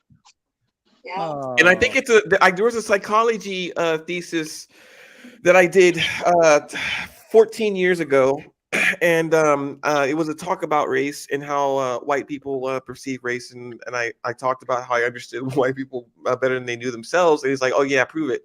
So I said, "Okay." So I took a piece of paper, like a white piece of paper, and I said, "This white piece of paper is absent of anything, and it's calm, and this is how white people live their lives. They can navigate the universe from birth till death in this white piece of paper and not have to come in contact with any color. But the minute that I put the smallest black dot in anywhere on the paper ceases to be white, according to the thinking and the mentality. All the focus, all you can see on the white piece of paper is the black dot. The black dot has the most attention. It grabs your attention from and the white is something that you ignore because the black has your focus.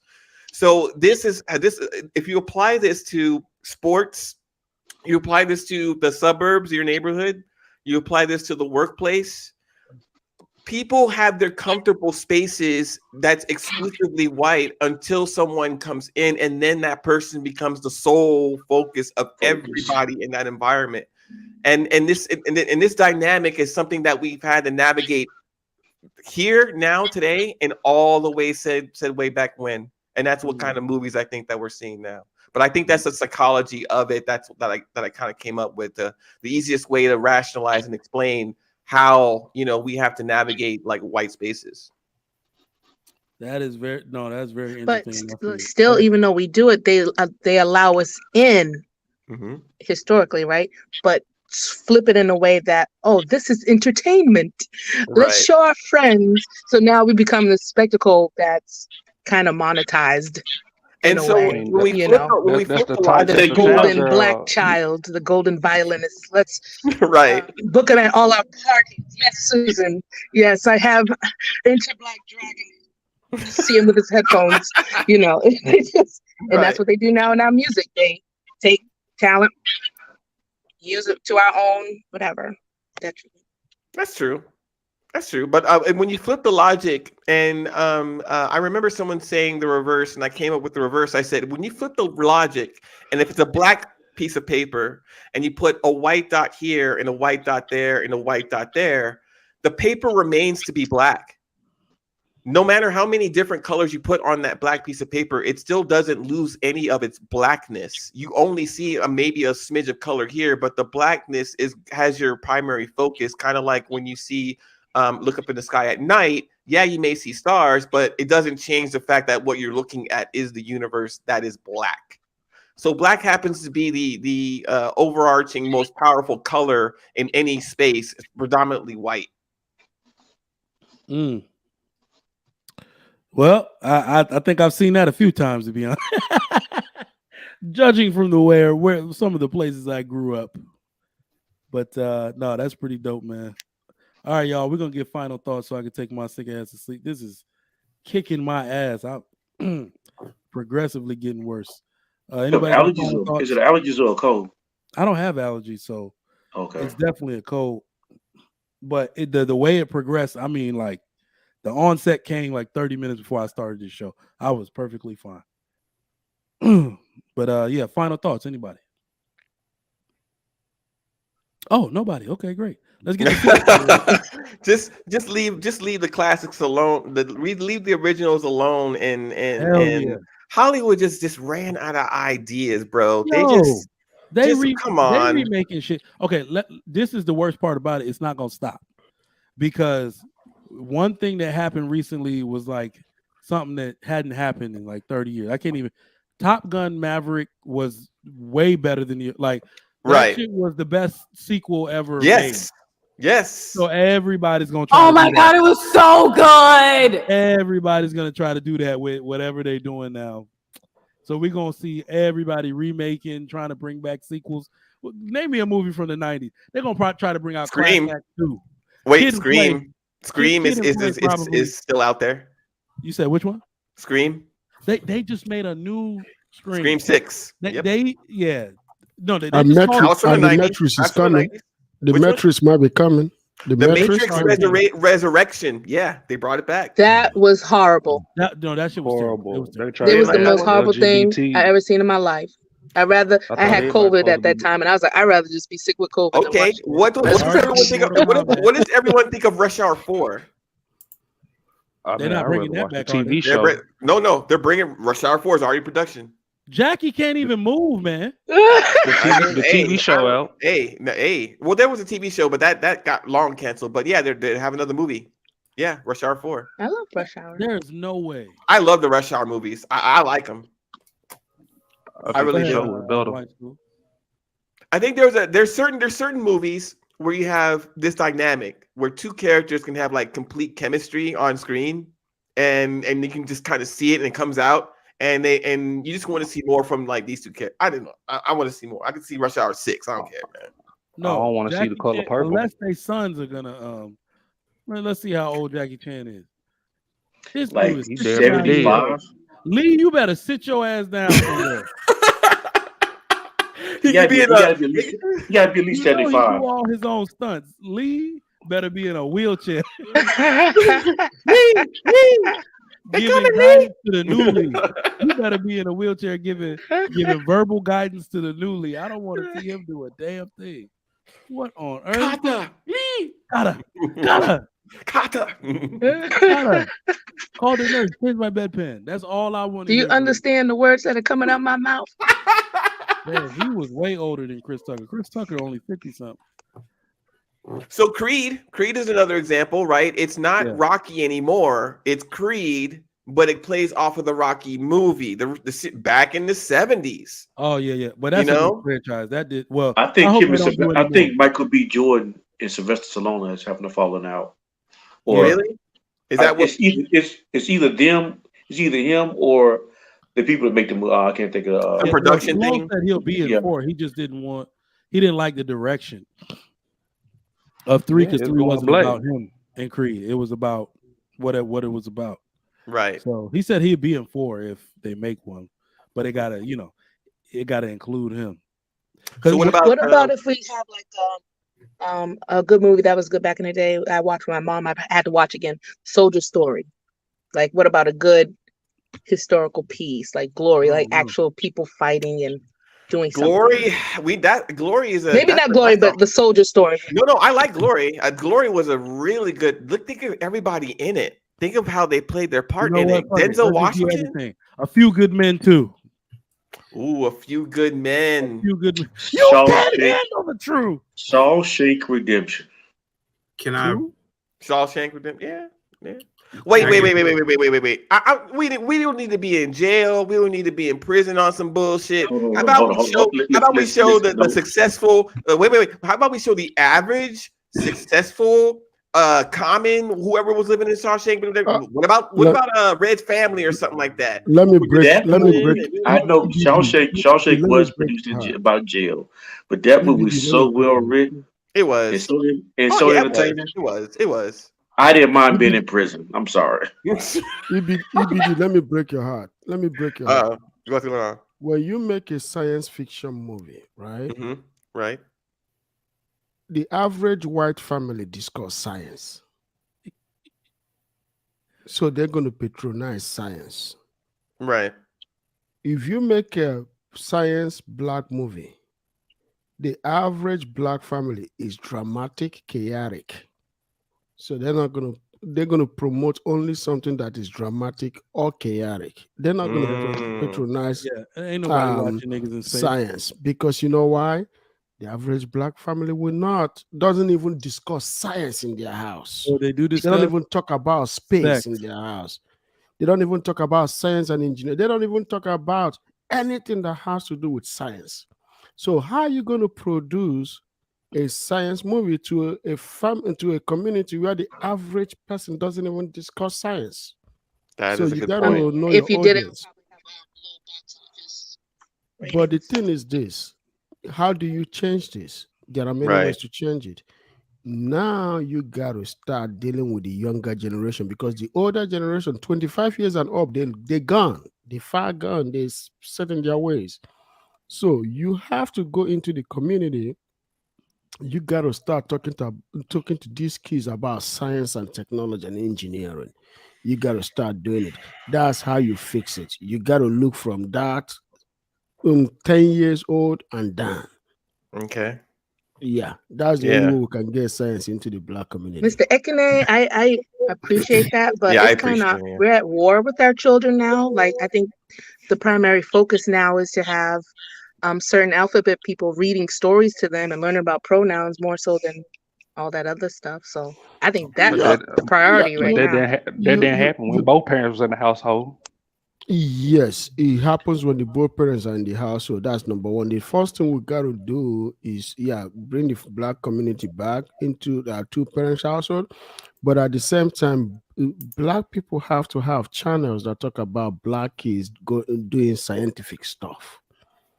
You see, because when you go into all these, it's just like when you go into all those KERA, which is the science part of KERA, you don't see Black kids in science stuff. All these Cartoon Network, you don't see Black kids in Cartoon Network talking about science. What do you see them? Talking rugged to daddy? Mama, daddy, chaotic. It's something dramatic. So that's all the Black child is seeing on television. If I can go back 30 years ago and correct something that I did, I would have created a community and private school, well, not private school, school education at home, not at school. But not send my kids to school at all.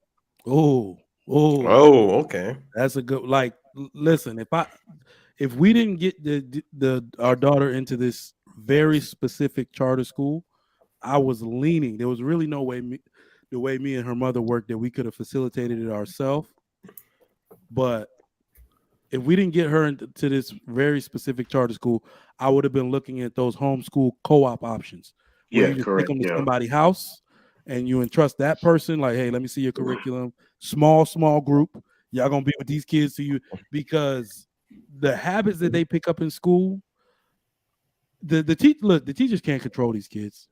I'm even done blaming the teachers. They can't control them, because even in our school district, this school district, the tax is so high. It's the highest in Texas, as a matter of fact, because the schools are supposed to be awesome. But now they have oversold the land, and the developer built 2 apartment complexes in what was supposed to be a single family home only city. So now the schools are overcrowded. You see what I'm saying? And in just 2 years, boom, you had that happen. And I started seeing different behaviors, more occurrences happening. Oh, we had this fight. I was like, oh no, this is turning into something we didn't expect it to turn into. That's why I'm like, you got to protect your children in this particular society. Protect their brain, protect their mind. What I notice is that these teachers are also some of them are very liberal. They will indoctrinate your children against your will. So you thinking the children are learning it from students, they're learning it from the teacher. That this some kid or lady, whatever, teaching a class talking about I'm non-binary. And they were like, what's that? Then got the nerve to tell them they're not a boy or a girl. They can choose to be binary. I almost threw my damn phone. Get all those kids. That lady should be jailed. I'm sorry. According to me, you shouldn't be allowed to tell kids such things. But anyway, let's get out of here, man. I thank everybody. Let me read these super chats. I told y'all I was going to bed 10 minutes ago. Y'all just, and by the way, I said final thoughts. Nobody said nothing. Well, I was trying to say something, Mike, but no, you will. Let me just read these real quick. Me University, $5. A woman has a womb, a biological imperative. She has to be watched over. Women cannot resist a man she is attracted to. I agree. So the man must resist. Appreciate it. Super sticker, John the Baptist. Ekene contributing. I appreciate that, fellas. All right.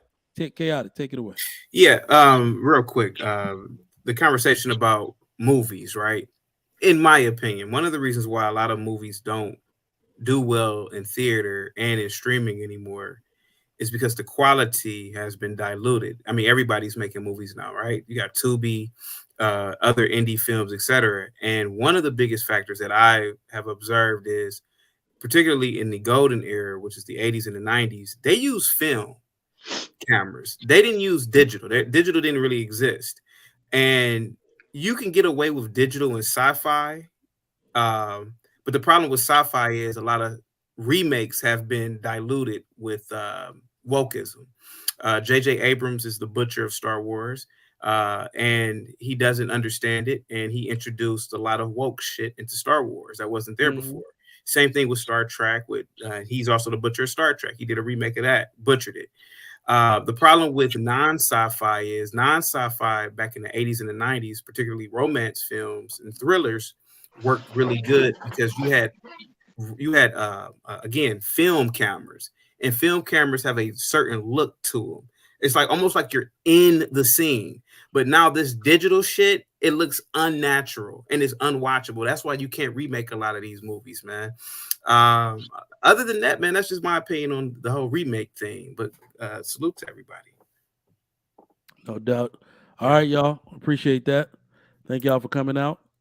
All right, Trigger Mike signing off. So we will be back. I might actually start doing morning shows again.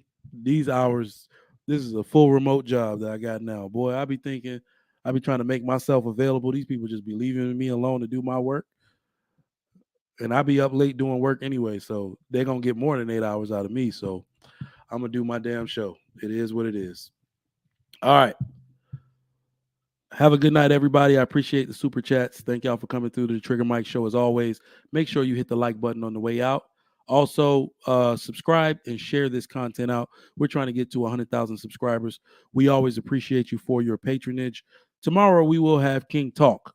King Talk will be on the Lapeef Network tomorrow, as well as the other favorite shows for the week. So make sure you set your calendars for that. Have a good night, everybody. We appreciate you coming through. All right, Trigger Mike out. Hit this.